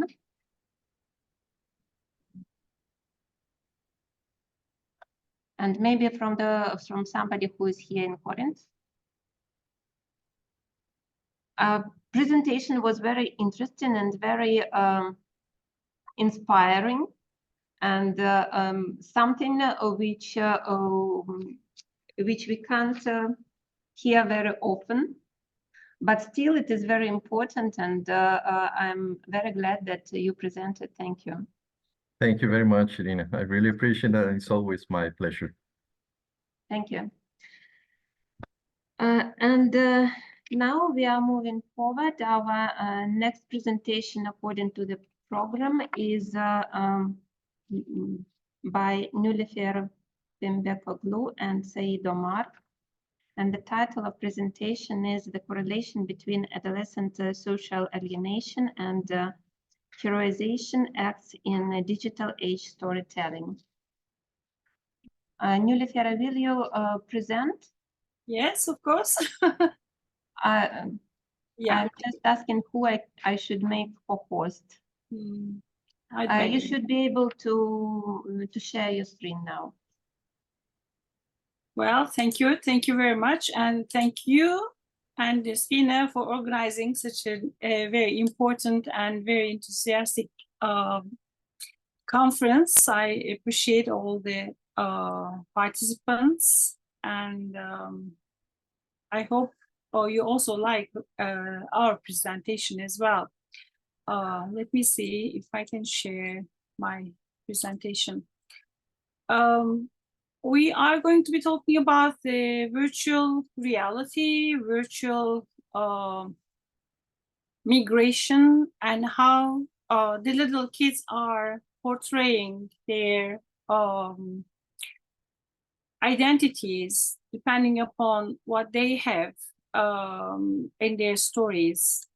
Actually, we are going to be talking about media, children, and reality, and how these three concepts are intermingling with each other. And I really would like to start with the saying that Pablo Picasso once told, everything you can dream is real. Now, we live in those days that we can make anything real, even the universities, virtual universities, as the previous speaker told. But what we have in hand is just scientific studies, and they prove that the virtual experiences, like real experiences, leave permanent traces in our brains. So our daily lives have profound effects on our brains, and the more we work on it, the more we understand ourselves, and we know that activities such as reading, walking, cooking, or doing anything will be affecting our brain and understanding, and they leave structural and permanent changes in our brain. So what do you do during your life? I mean, if you're a taxi driver, for example, in order to find your way, your hippocampus is getting larger and larger to help you with your navigation. If you're a musician, for example, the necessary part in your brain will help you to play an instrument. But what happens if you are standing still in front of a screen, let it be a mobile phone or a computer or anything that has a screen? So we need to think about that, because reality is subjective, and we are changing our reality with the reality of the screen. For some people, what is real might not be true for the others, and everyone has a different agenda, for example. Einstein talked about relativity and theory of relativity in the past. Now we are experiencing virtual reality as much as the mixed reality, augmented reality, even parallel reality. So we have ideas like time travel, and we are coming and going between past or future, in between the movie scripts. Such breaks from reality and environment are increasingly taking us to a different way, whether it could be in a kind of a psychological way, biological way, sociological way, and even a physiological way. So especially in adolescence, these are becoming more and more important. So the changes in our networks of neurons in our brain change us, our character, our attributions, our values, etc. So we add everything we watch to ourselves, and we remember not the things, but also what we value with those things, how we remember them, etc. So up to recent times, we thought that we were only getting experiences, and from the others' experiences, we are adding them to ourselves. But then later on, we realized that our brain is changing. It's not passive anymore. It's learning, and it's adapting itself to the things to be learned. For example, if I give you these 2 or 3 pictures, signs, symbols, or indicators, probably the adolescents would be choosing the ones on the right side, so the Alice and the other animation characters, etc., instead of real tiger, real forest, real nature, or parenthood, etc., that we could experience in real world. That means that we like differentiation of reality. We like reinventing reality. So we are spending more time with the reinvented reality. Reality, actually what it is a question mark. Everything that occupies space in time and universe, regardless of thought, our thought, is real according to some ideas. And reality is the existence of anything without its reality dependent on the human mind. So reality happens to be there without human, but what we create is not reality anymore. Nowadays, we have the term called to be the post-truth, and including manipulation, including transferable items, and including the structuring, destructuring, and restructuring of reality. So we need to discuss all these things.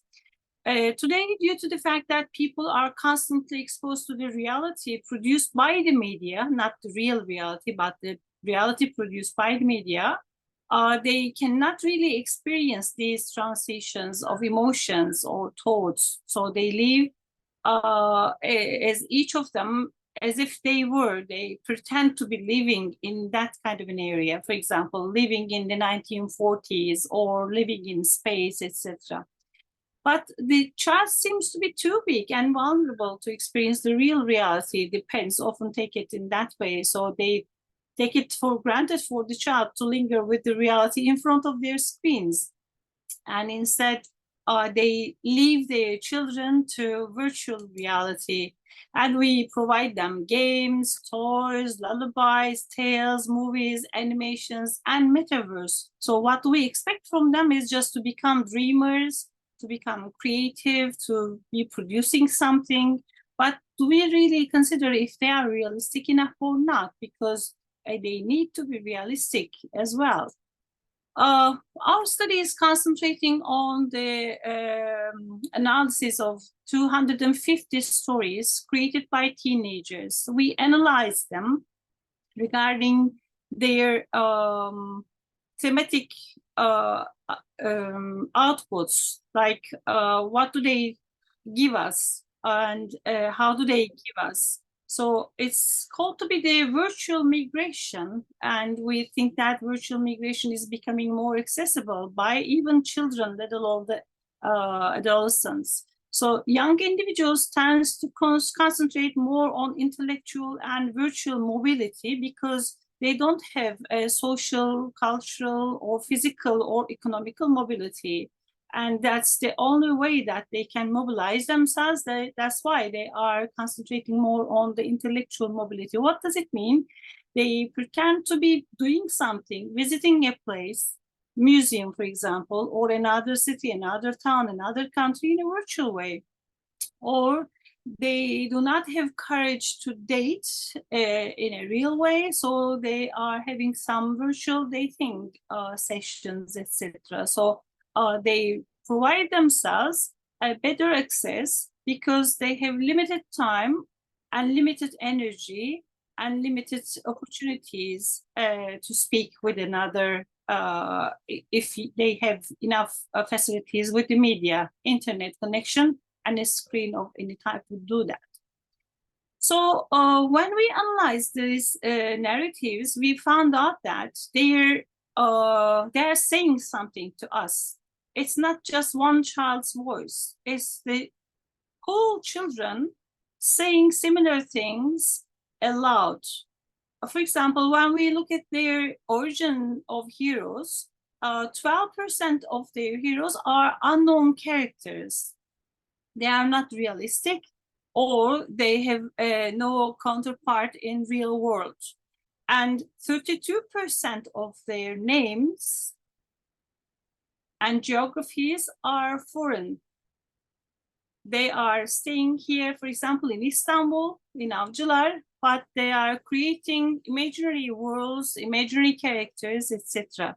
Only 56% of them were native characters, and even some of them have some other counterparts, as side actors, as foreign ones. So this was a kind of a threat for us because we need to be considering the multiculturalism, multilinguistics, etc., multiple values. Of course, it's fine, but when we remember that those are the people who are at the age of creating themselves or reestablishing their values, etc., it might be a little bit pessimistic. While the creation of an unreal world, its oscillation, recurrence, and accessibility for them is so easy.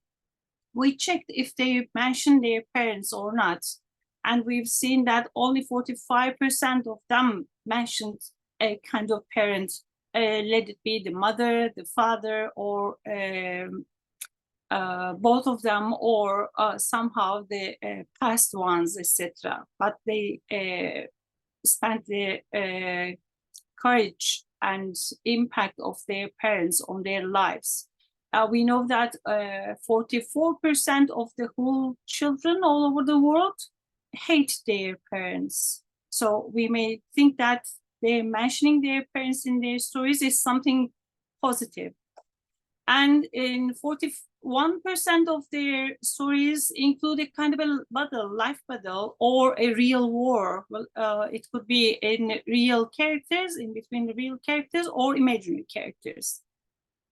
31% of them are reflecting their feeling of loneliness or social alienation. And we also have some economic hardship and deprivation in 30%. That means that they are realistic enough to assess what they really experience in their real life, and then they reflect it in their narratives. There's also 20% of culture clash in their stories. So class conflict and hierarchy reaches up to 44%. And we have also 6% of suicide happening in those stories of children. And 20% of them include exclusion, 54% of them include altruism, 10% talks about patriotism, and we see that the ending of the story is really very important. And sometimes they have a happy end. 73% is a high number, and we were very pleased about that.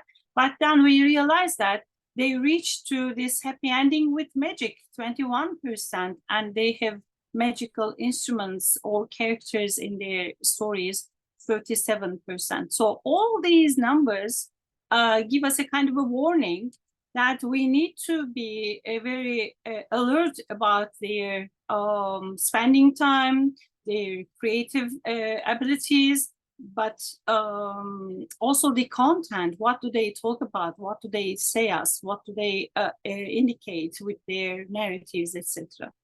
Because they don't spend so much time to share their ideas, even let alone to be written, sometimes not even talking to us. So screens can entertain, teach, and engage children, but using them too much lead to problems. One of them is the change of phenomenon of reality. So this results of what we analyzed through the 250 stories is just telling us that the reality is losing its tendency to be real. So according to other scientific findings, for example, American Academy of Child and Adolescent Psychiatry states that the computer games are highly related with addiction, digital addiction, and other addictions. And those also bring us the loneliness rates and suicide rates, and we see it in our stories as well. So behavior patterns that turn into habits of inability to socialize and reconcile, and bad content, manipulated feelings or thoughts, manipulation, prejudices, etc., refer to the scientific results. While we have so many negative impact through the media, we know that negative identity, continuous competition with the others, negative experiences and fears, prejudices, wrong images or identity problems, fear of social exclusion and negation, insecurity, and addictions, and left children, and deception and insecurity are all the negative feedback provided by children, and somehow dedicated to the child research. These are the outputs. We see that the media has an effect that makes the problematic individual more problematic. So we already have so many orphans and mixed characters. Individual time and space are limited for children, and they are usually unhappy, without empathy. They don't want to take responsibility. They become consumers, etc. So the result is 18% of world population has a mental health disorder. So this lack of reality could be stemming from either from real reality, because they experience so many alienation, exclusion, poverty, etc., or they might be originating from the media, the things that they are experiencing through the media. They watch them and then they understand. And these are the general points of view of how depression and anxiety is a worldwide dilemma for us, because we don't know how to cure it with this kind of a media, and we are creating a kind of an unrealistic world, and derealization is a very common dissociative disorder in nowadays, and children, especially the adolescents, are becoming much more pessimistic in these days. We call it the virtual migration. They don't want to live in this world anymore, and they have their own agenda. They want to live in their own tracks, and this virtual migration is becoming more accessible. It's everywhere. So they only need to concentrate more on intellectual and virtual mobility, and they would like to be away from reality. That's why we have the Ministry of Loneliness in Japan and in the UK, and for people who prefer to keep their contact with their friends in a virtual atmosphere, is becoming much more popular nowadays. So you remember perhaps the Second Life 10 years ago. Now we have the side effects in 2024. And anyone at 13 years of age could join and create an avatar and experience the metaverse, etc. So those fading boundaries between the real world and the synthetic world, the virtual world, is becoming more blurred. And we are also having massively multiplayer online role-playing games. They are playing not only on their own, but with their bunch of friends, chosen ones. And they create their own universe there, and they don't want to be back in real world. So what to do with them would be depending upon the teachers, the psychologists, and other people, but this is what we found at the moment. And here are some feedback for you if you would like to continue reading. And thank you very much for your listening. And thanks for making it possible, Irina. Thanks. Thank you, Nilüfer. Despina is also here, and Thank you very much. Yeah, I think Sorry, Adrian wants to ask. Hi everyone. Hi. Hi, missing you there. I wish I could be there, but I'll be leaving for Copenhagen a day later. That's why I couldn't make it. It would be too difficult for me and for my mom to be there and then to move to Copenhagen again. All actually would like that you have been here as well. Yeah, I feel that I'm there at the moment. I feel the breeze. Oh, Corinth. So it has been a long day today and a long day yesterday. So there are not so many people who stayed alive, but still we continue. And I see that we have a question from Adrian. Thank you, Irina. Just my compliments for a very robust research. It's really, really nice to hear from you, Nilüfer. And I just can offer my health point of view. This is why this conference also are for. I received not a long time ago, probably a couple of weeks, a very interesting research from Nielsen that explained the uses of different segments of population of research, but it's a worldwide research in terms of how they use screens. You know, all kind of screens, and it's a very interesting concept because I'm living it in my day-to-day basis. You know, I mean, we're going to have a glass and lenses from Facebook and from many other augmentation devices. And my second comment is more philosophical, and it's one of the subjects that I always love from my research in the PhD, which is cyber representations. And when you speak about a real virtual object, it can have two different connotations, one positive, one negative. And that's why it's very important, your research. I tend to try to approach the more positive research, I work with pilots, for example, and they need to have real virtual objects. They cannot have different biases. And that's why we are seeing two different paths. One is taking a good approach in implementation, and the other one is societal. People is really alone in this process.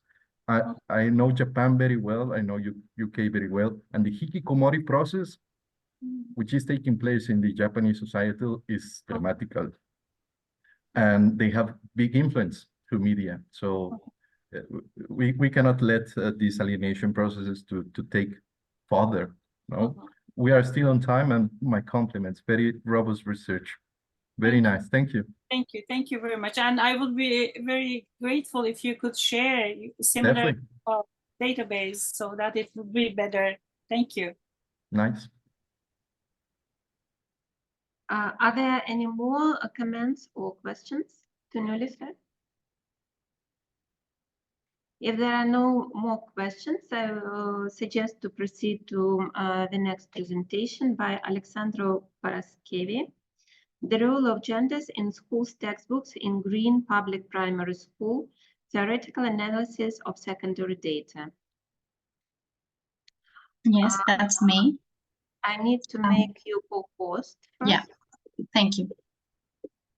And now you should be able to share your screen. Yes, that's right. Thank you very much. Can you see the change of my slides? Wait a second. Yes, we can see it now. Okay, thank you very much. Okay, so good afternoon, fellow participants. Some of you I saw yesterday in person. I was in Corinth. So hello to the others online. My name is Paraskevi Alexandru, and I'm about to start my PhD journey with Professor Despina Karakatsani in a while. I'm really glad to be here and have the opportunity to share some of my work from the literature review that I have done for my proposal. So thank you all for this opportunity. So to start off, as you can see from the title of my presentation, I'm referring to gender.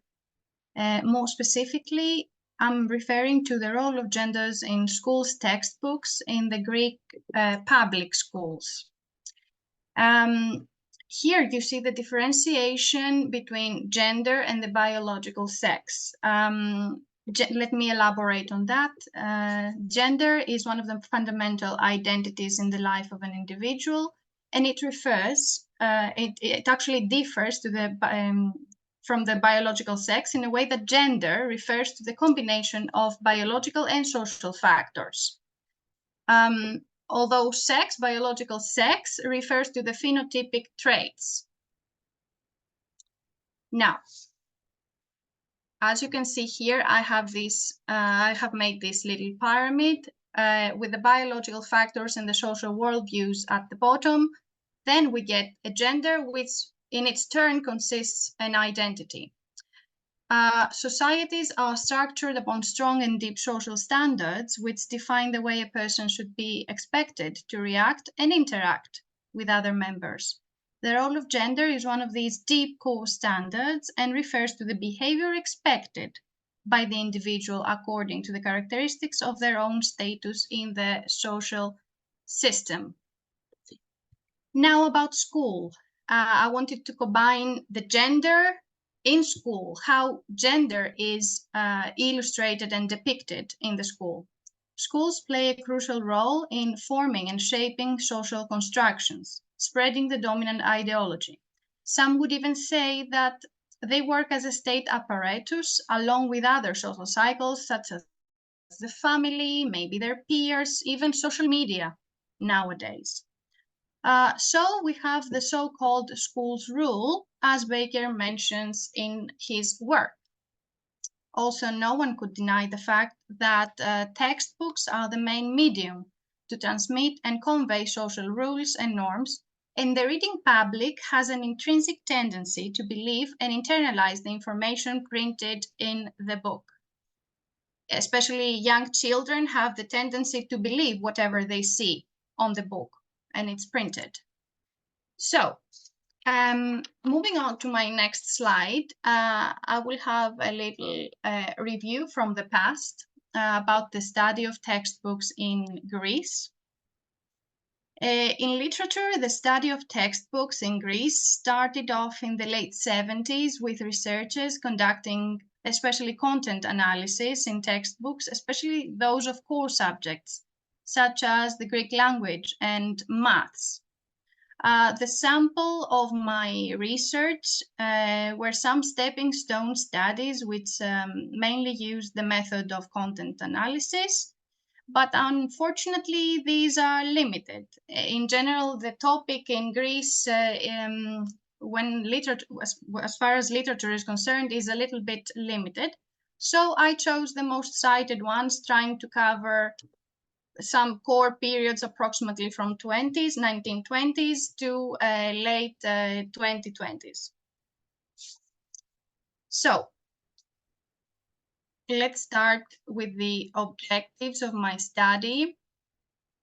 My presentation aims to depict and determine the various biases regarding gender in textbooks used in Greek primary schools.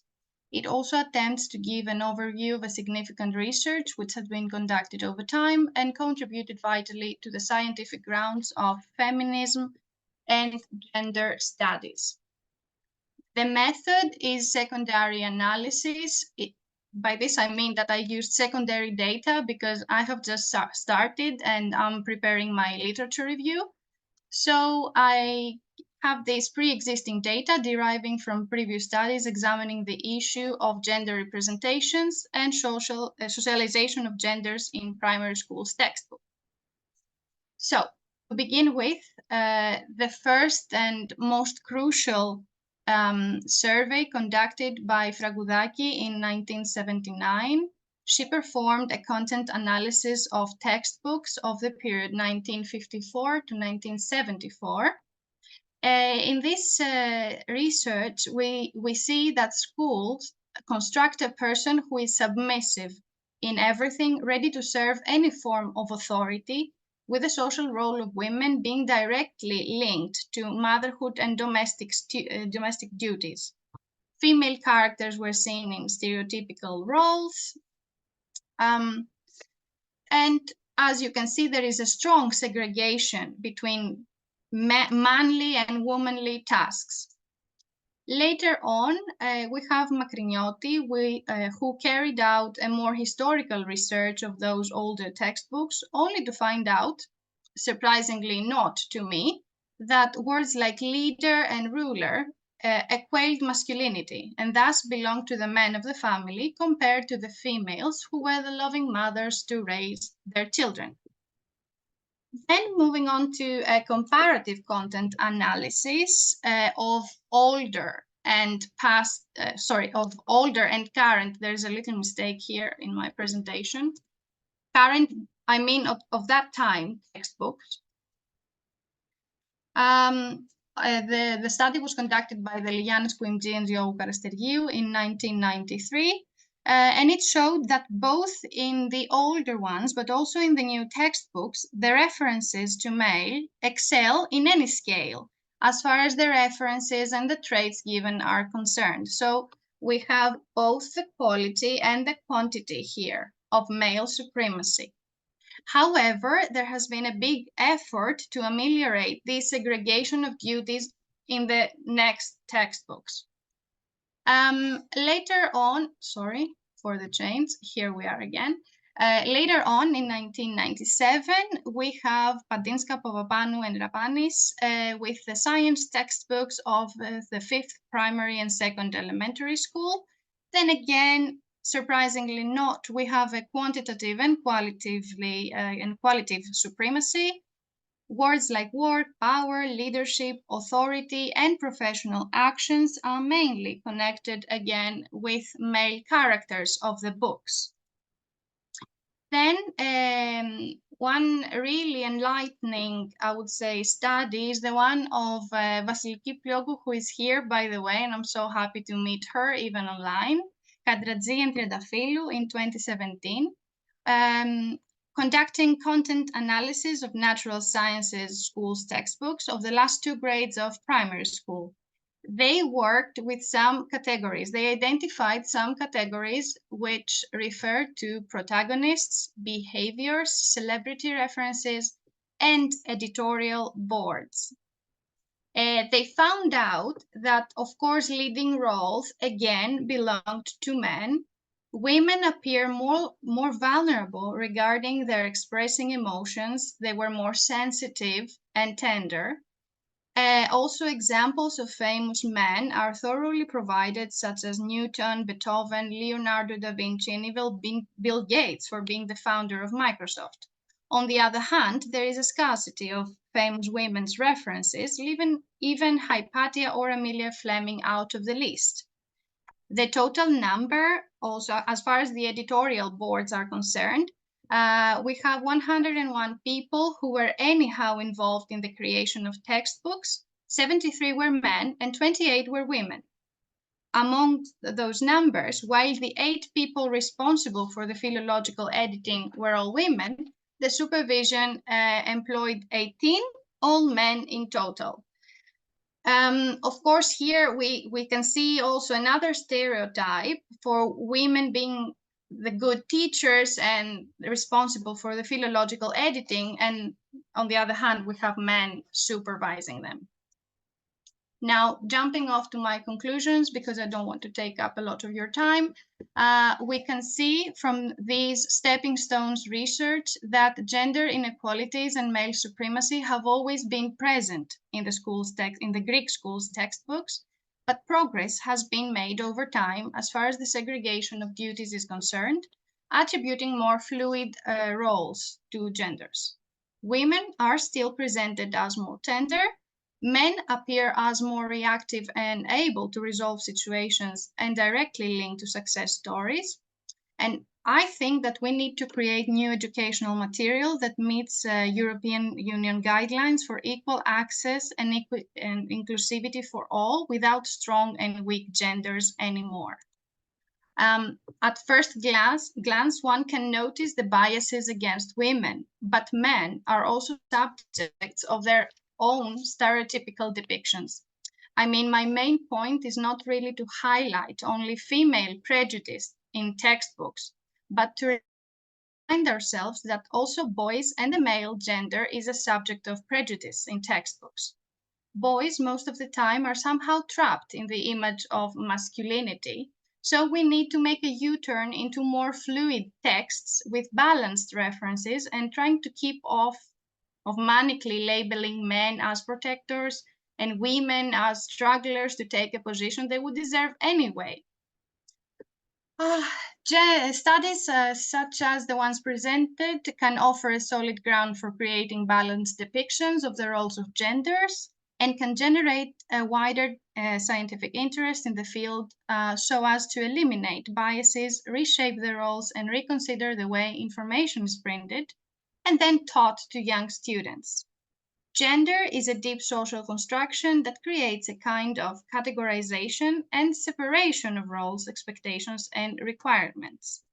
A social construction obviously exerts a great influence on people, but let's not forget what Giddens defines as a transformative power of human action.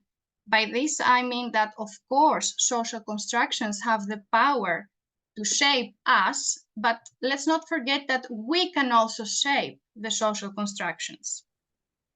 So I hope I was quick. If you want some further references, they are available here. Thank you very much for your time, and I will be willing to provide you with more data, primary data this time when I start my PhD. Thank you a lot, Alexandra.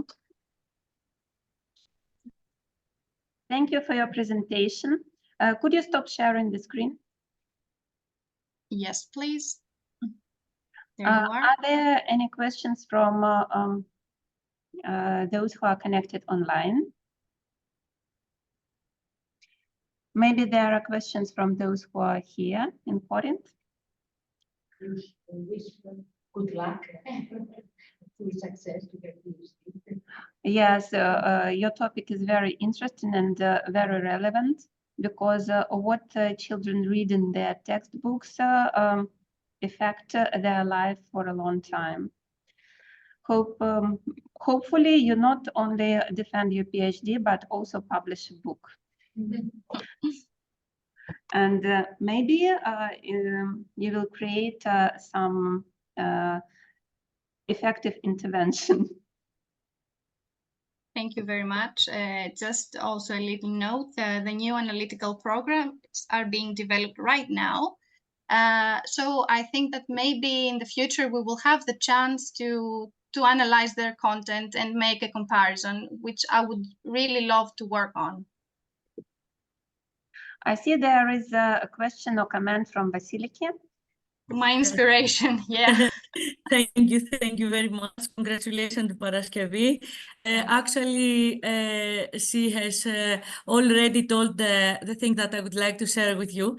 The most interesting thing will be during her completion of the completion of her PhD is the comparison between the new books that we are looking for them and the oldest ones. So we are very glad to have this new work because the research in this field will be developed because as the colleague told us previously, this is the most important thing, the ideological mechanism which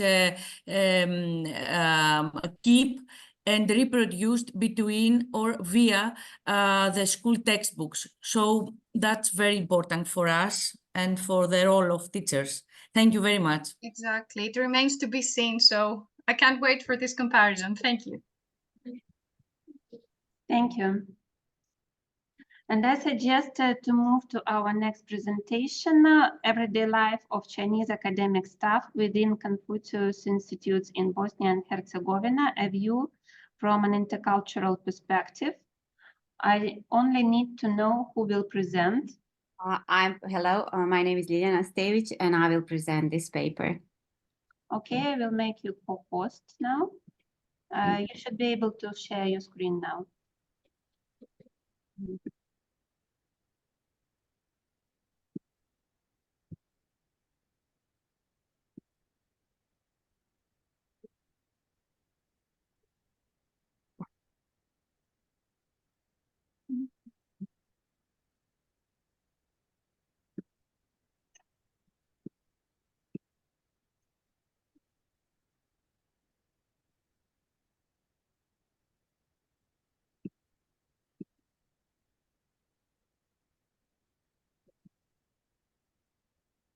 You need to open presentation on your computer and then I did actually, and I don't know what's happening. Just a second.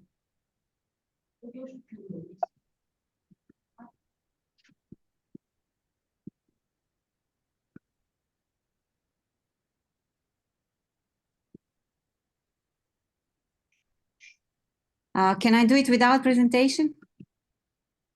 But without presentation, I would ask you to be shorter because it's already difficult to follow. Yes, I will be short. Okay. Sorry. I don't know what's happening. So, okay, thank you for inviting us for this conference. My name is Ljiljana Stević. I am professor at the Department of Sinology.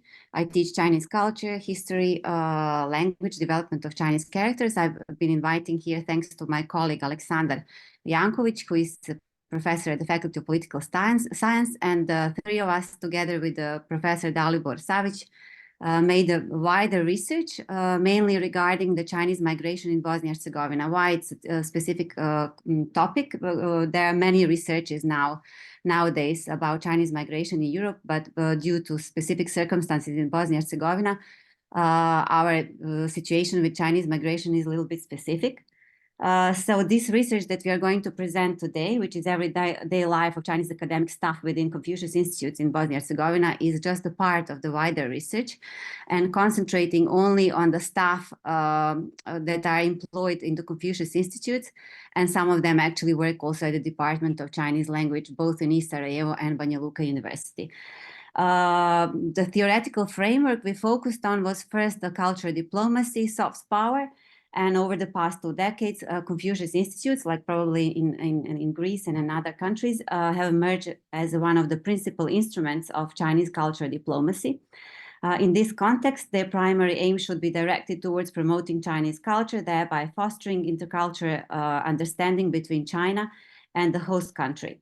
It is particularly noteworthy to emphasize their role in the promotion of Chinese language, as this is not only enhances cultural exchange, but also lays groundwork for fostering economic cooperation within the host countries.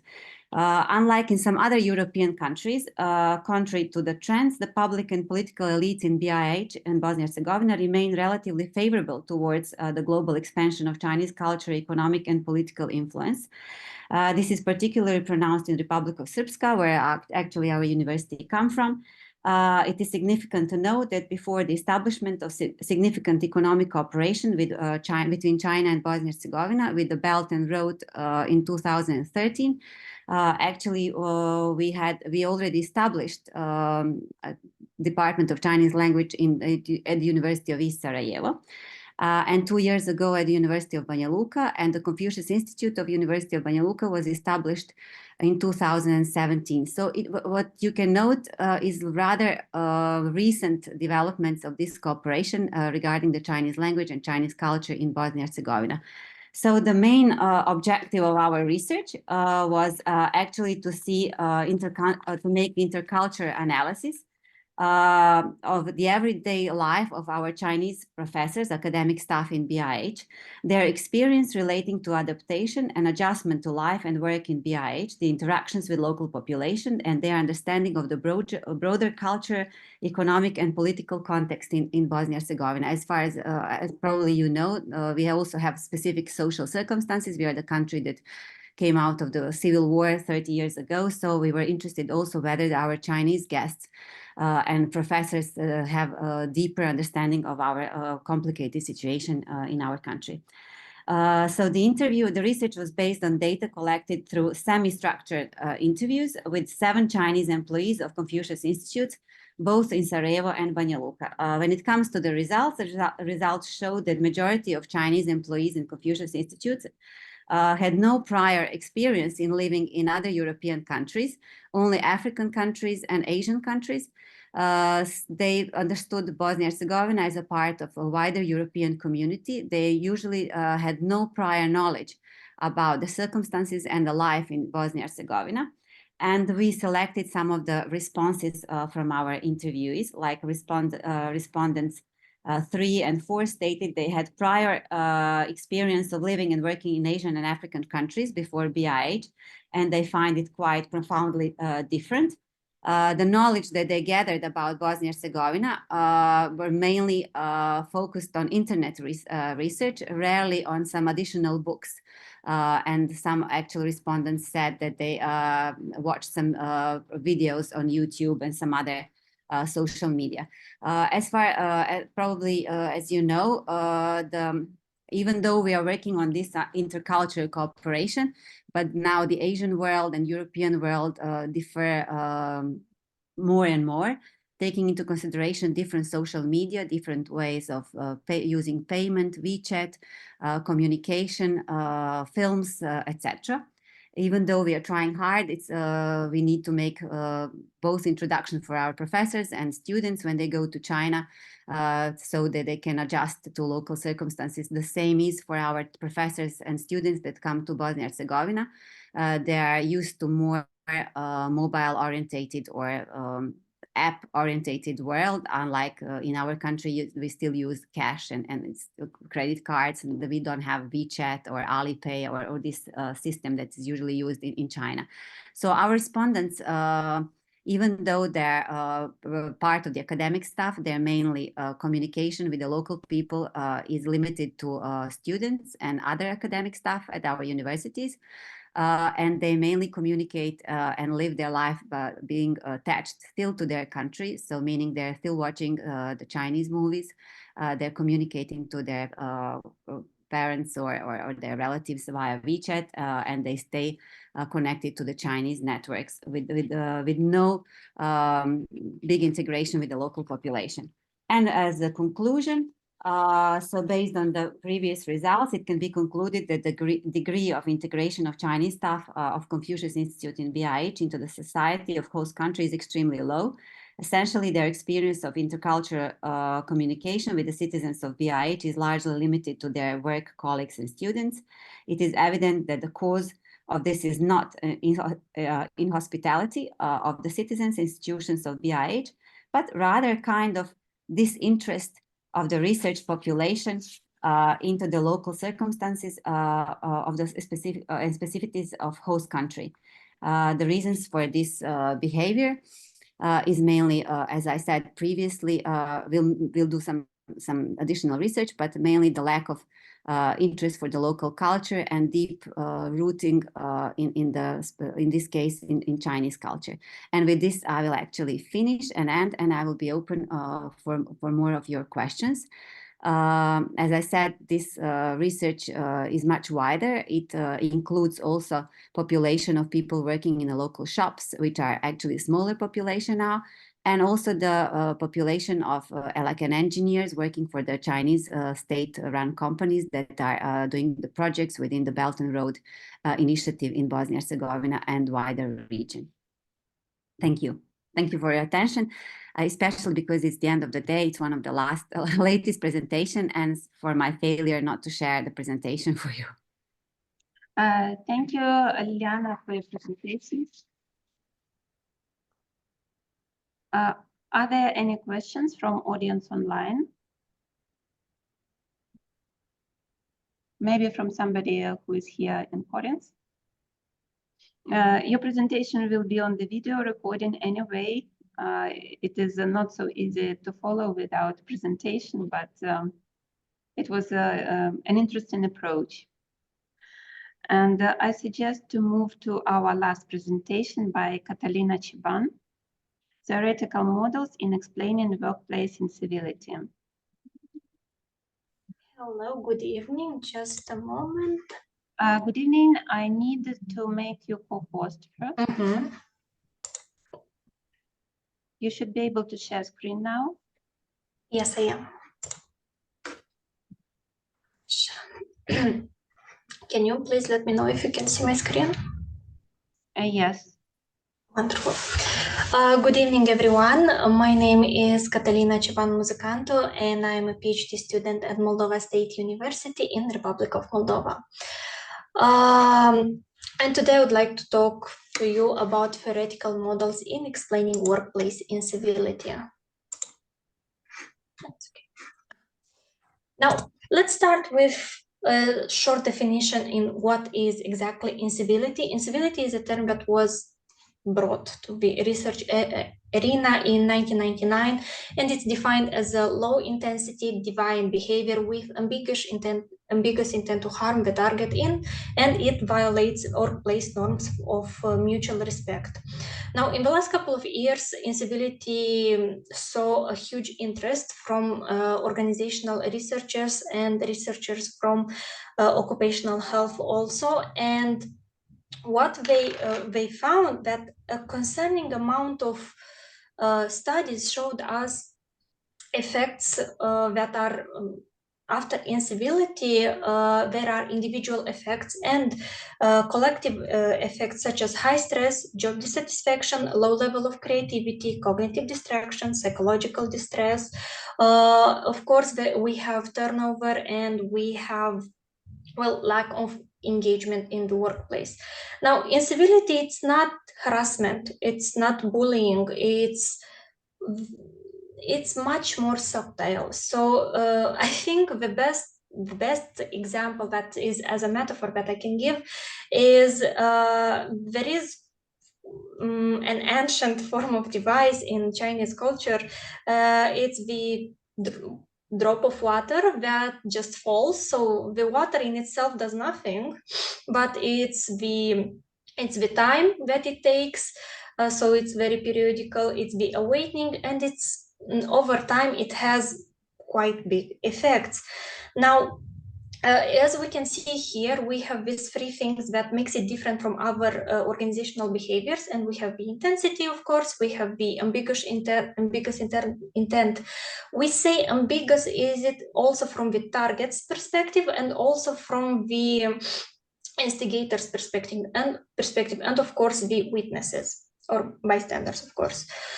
Now, in our paper, we would like to find some theoretical explanatory models that can give us the opportunity to understand some mechanisms and to see what might be some risk factors or protective factors. Now, we, in our study, of course, there are maybe more, but we found 5 models that can give us a good explanation about how incivility can appear in an organizational setting. Now, incivility... I'm sorry, Catalina, we still see your initial slide. Do you change? Oh my God. Okay. Can you see it now? Yes. Oh, it's fine. It's fine. Now, incivility is a social process, and we have studies who, of course, have researched that because it happens in groups, meaning we have to have at least 2 people in the same setting. We have, of course, the target, we have, of course, the instigator, and sometimes we have bystanders. Since incivility, it's not something that it's intentional most of the times. It's not like it's a hidden behavior. It can happen anyway. It can happen near the cooler. It can happen during a meeting or a conference. So it happens in most social instances that we have in an organization. Now, we also have incivility has the potential to spiral. Since it is a social process, it is highly contagious. So usually some studies, especially done in United States by Lilia Cortina, have showed that usually the witness, if someone witnesses incivility, it's more likely that they will most likely do incivility. And when I say incivility, it can be something as small as a backhanded compliment. It can be as small as an email that does not really sound as polite as it should be, but from a grammatical standpoint, it's polite, but it leaves, again, metaphorically speaking, a very bitter taste in the mouth. Now, here comes the third way or the third model that we can look at, the effective events theory, because usually, as we know from this theory, is that people react emotionally to things that happen to them or to someone else at work. Meaning, if they feel a strong negative emotion at work, it might lead to incivility. And again, it might spiral and it might become a very and it might become a part of the organizational climate.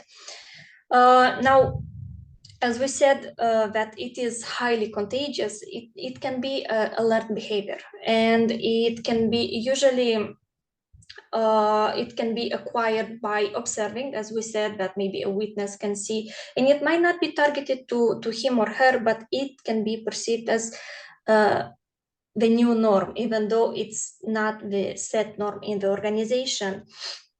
Or our studies, and now we go to the last part, which is the social power theory, is that again, by a study done in the US, 60% of instigators are usually in higher status. So usually they are managers or supervisors.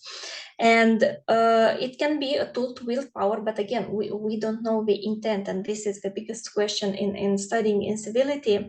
Or it can be, since it can be learned, it can be a way to maybe get to success. So if I see my supervisor that he or she might be quite rude or maybe say some stuff, it can be okay. So if I want to be in my supervisor's position one day, it's okay to behave in this way.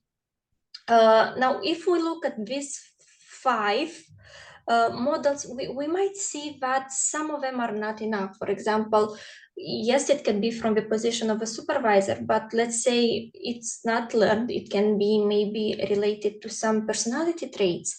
Now, that's something that might require some more studying, or it can be taken into account that incivility is very broad. So it's not really, there are no policies that tell you not to be incivil.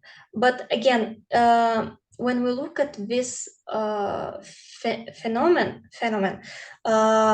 we would look not only through the lens of characters, not only of processes that we learn this behavior, or maybe it's an effective reaction, but maybe we should look at it from all of the points, from taking it from the individual level, as I said, personality traits, or maybe we can look at it through something as big as the norm becoming incivility, as we say about spiraling.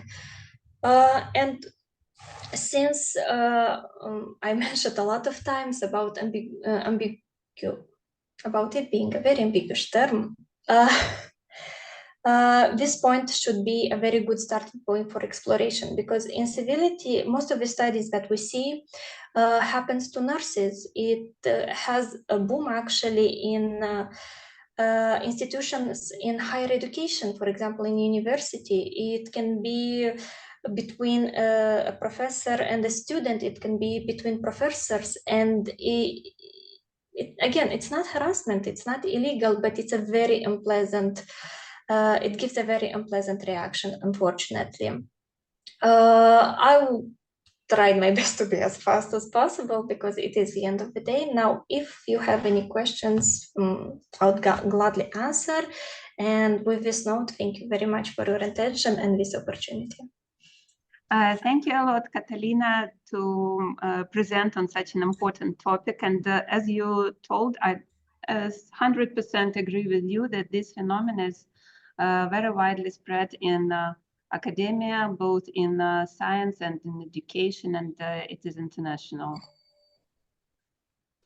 And the person who is the target of victimization is usually one of the best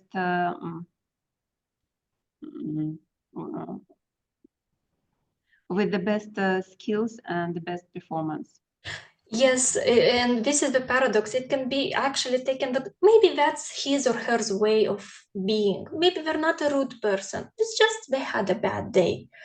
And if we take into account, it's not bullying. Bullying needs time. It needs to happen for a long time. But incivility, it can be instances, and it can happen spontaneously, but still it leaves a very unpleasant feeling. And this is the point where we look, is it actually about perception? Is it something? So that's why we started from this point, that what exactly is it? So how can we explain it? Or at least through which lens can we get more insight in this phenomenon?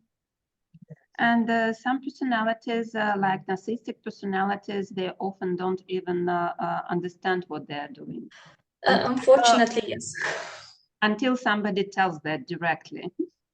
Yes, that yes. That was psychological violence. And in some countries, psychological violence is a legal term and can have legal consequences.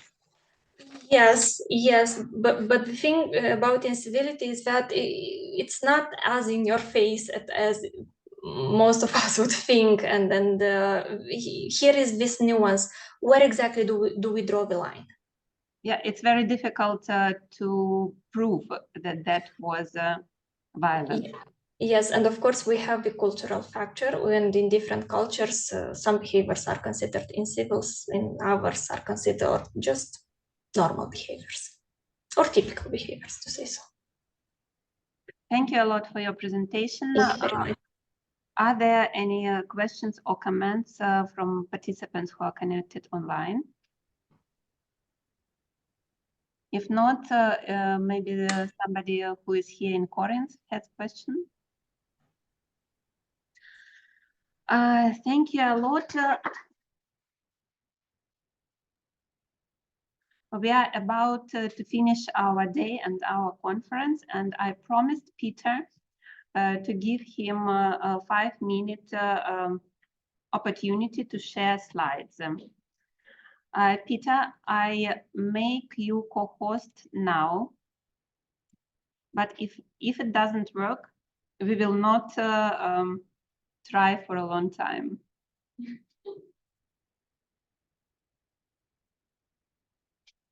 Can you see now? Not yet. Okay.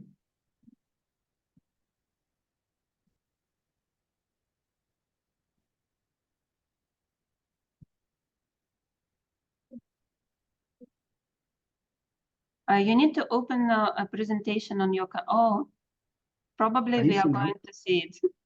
Yes, Peter. All right.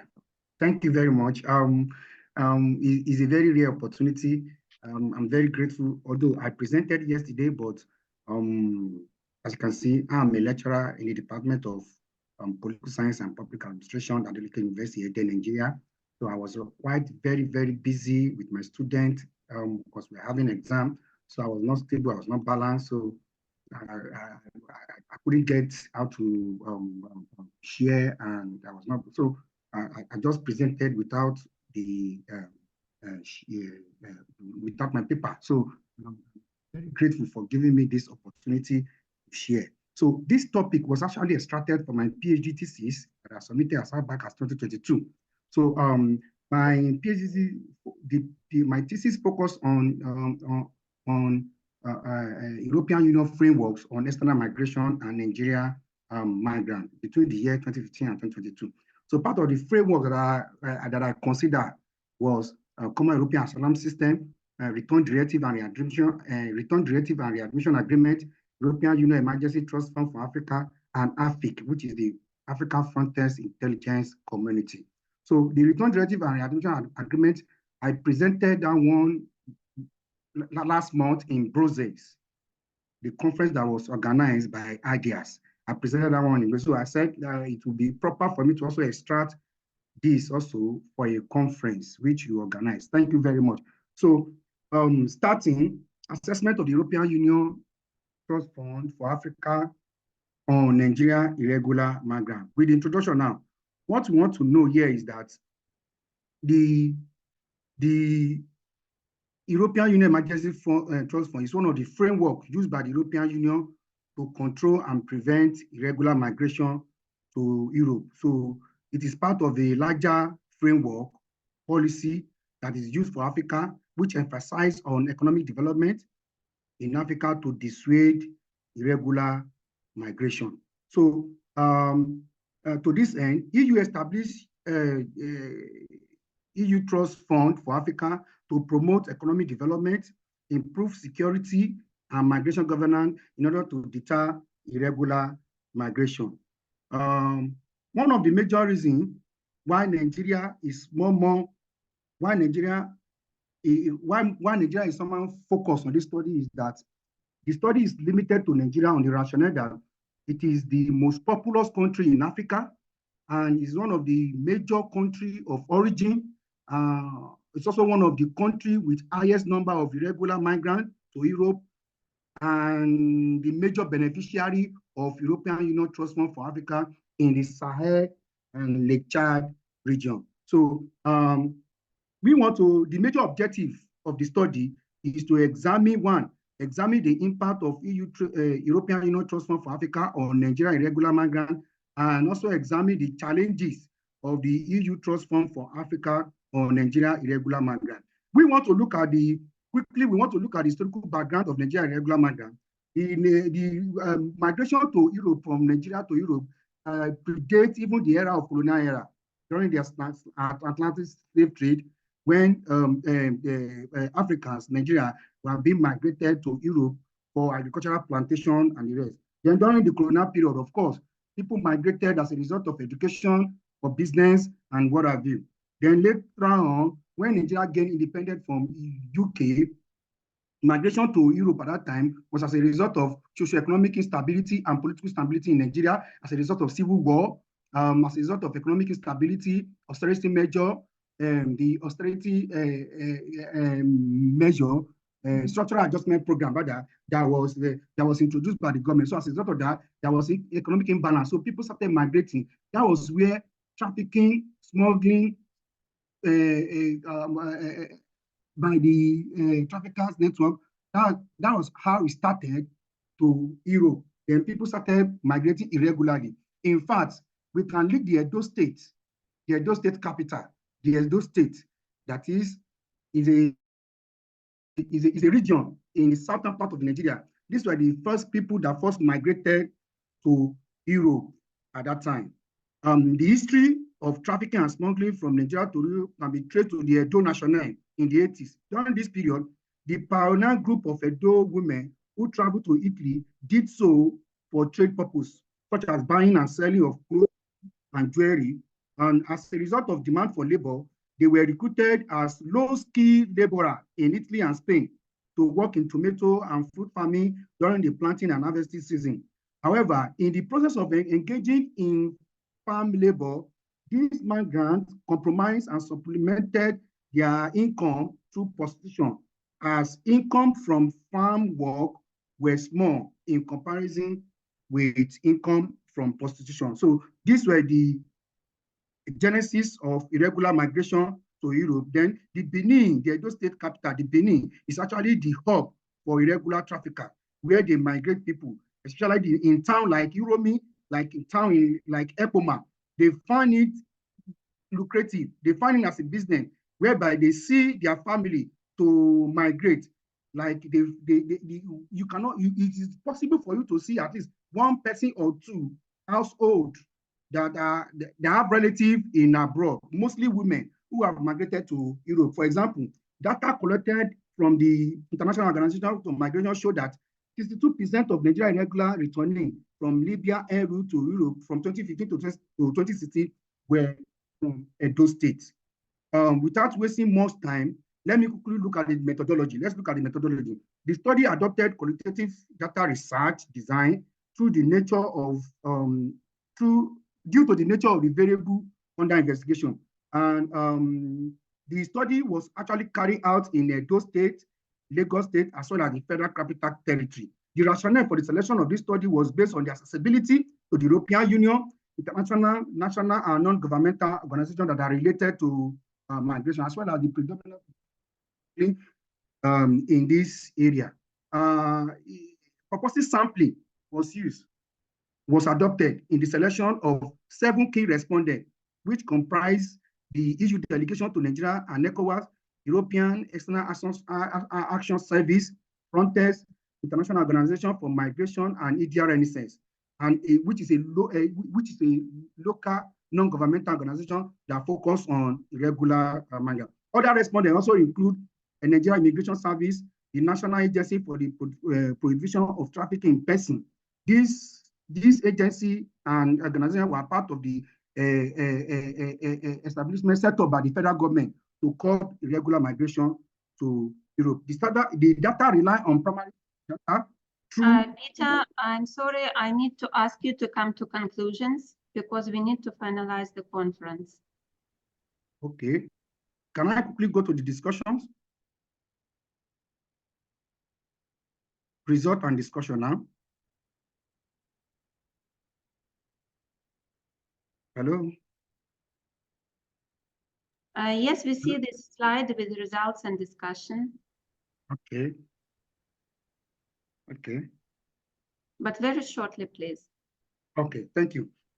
Result and the findings show that most of these European Union Trust Fund for Africa were used to manage insecurity in Nigeria as a result of Boko Haram insurgency, where we in the state like Yobe, Gombe, Borno, and Adamawa, because of Boko Haram and insurgency, most of these funds were being transferred to this region for food security and for basic social services. And also, we can see it in this table where we have in table 20 within 2016 and 2019, where we have promoting stability in Nigeria Northeast, promoting stability in Nigeria Northeast. Then the fund is also used for peace building. It's also used for peace building and for building resilience to counter violent extremism, promoting stability, addressing youth at risk of criminality and radicalization. Then the fund is also used for border security, to promote border security, to safeguard the border in Nigeria, to deter irregular migration to Europe. Now, let's quickly look at the challenges. One of the challenges is that chunk of this money, chunk of the EUTF fund was actually devoted for the northern region. And this region, the people in this region are not familiar, are not related to irregular migration. It is the certain people, it is the certain part of the country that actually actually have the highest data of irregular migration to Europe. Now, while you are diverting the money to the northern region, it shows that the southern region who are particularly involved in irregular migration are not benefiting from the fund. Another challenge is that most of the fund are also used for border policing to secure the border, and this has caused a form of violence against the irregular migrants, because the Nigeria Immigration Service, the police, and other security services use the fund to when they get the fund, they use it to secure the border and to ensure that irregular migrants are being kept in detention. So this is one of the disadvantages. Another disadvantage is the poor participation of government institutions in the formulation and implementation of the EUTF project. Now, this project is being organized, is being formulated, implemented by the European Union, by the organization themselves, while the federal government of Nigeria are being neglected. What they do now is that they give them the project to carry out, but the formulation and implementation of it are not, the Nigerian government are not where to be found. They are not there to formulate the policy of the project. So it's just like you are disbursing the fund to which are not aligned with the desired priority of the partner country. So by and large, the study concluded that EUTF Trust Fund for Africa have continued to increase militarization of border security, exacerbated repression, and limit democratic accountability in Nigeria, which consequently propel traffickers and smugglers to navigate irregular migrant journey to other riskier routes. So the study recommended that the fund should focus more on regions with the highest number of returning. This will help to increase awareness on the danger of irregular migration to Europe and also discourage the returning from embarking on irregular migration. The formulation and implementation of the project under the EUTF Trust Fund for Africa will involve government and community participation. This will ensure that the project reach the targeted beneficiary, discourage Europe-centeredness in projects, and encourage inclusive as well as democratic accountability. Thank you very much. I'm very grateful for giving me the opportunity to share and to talk. Thank you, Peter. Could you stop sharing the screen? Okay. Today we had another presentation from a researcher from Nigeria. She is in Rome now, as far as I remember. And as far as I understood, there were also other participants connected online whose origin was in Nigeria. I hope you had the opportunity to communicate. And I noticed in the chat that they were very glad to see you. Thank you very much. Peter, there should be a dot, there should be a place to stop sharing the screen. Okay. On the top of the screen. Stop New sharing. share.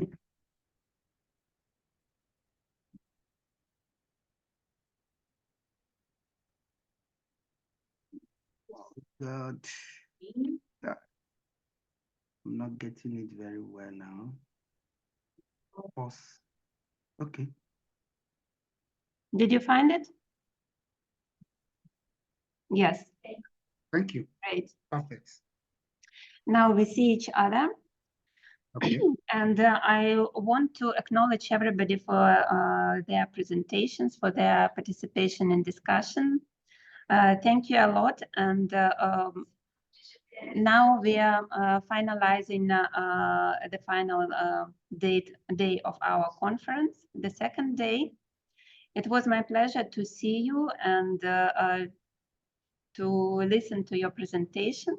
And I hope that next year we will meet again and share results of our new research and new studies, which will reflect the reality which is changing very quickly. And unfortunately, the world is in the crisis. And we as social scientists have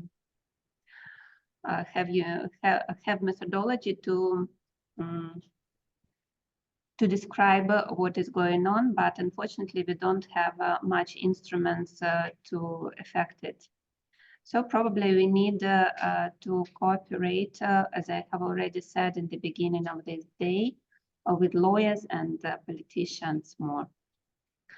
Does anybody want to say something in the end?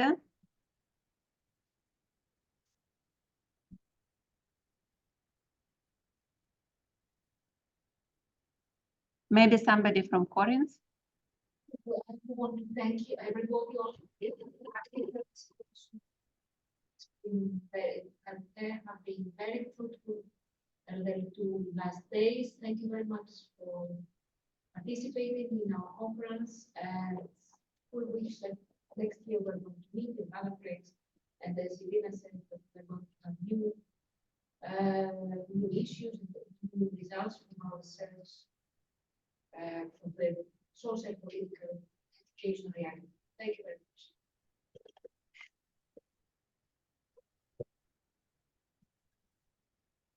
Andrea, would you like to say something? Just thank you for the opportunity to work together once again. We hope to see you next year. Thank you.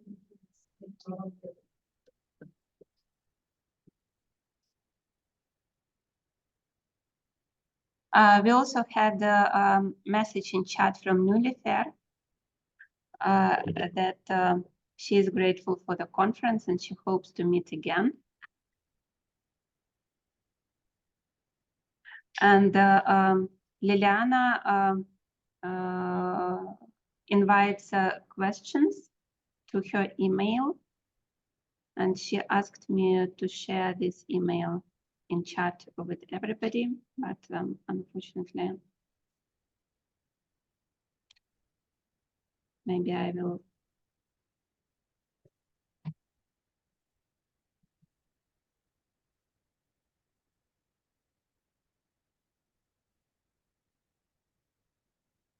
I can't. Irina, do you want to say some words about rating the articles that have been submitted and probably about the code? Recording will be available on the YouTube channel of Center for Personal and Social Transformation. Maybe we have lost some presentations in the beginning, but I hope that most presentations will be video recorded and available on YouTube. And also we plan publication of proceedings by the end of the year because some editorial work is required. And for now, I need to acknowledge everybody again and to say goodbye. See you next year. Bye. Thank you. Bye-bye. Thank you very much. Bye-bye. Bye. Thanks. Bye. Thank you. Bye. Thank you. Bye. Bye. Thank you. Goodbye. Bye. The next year.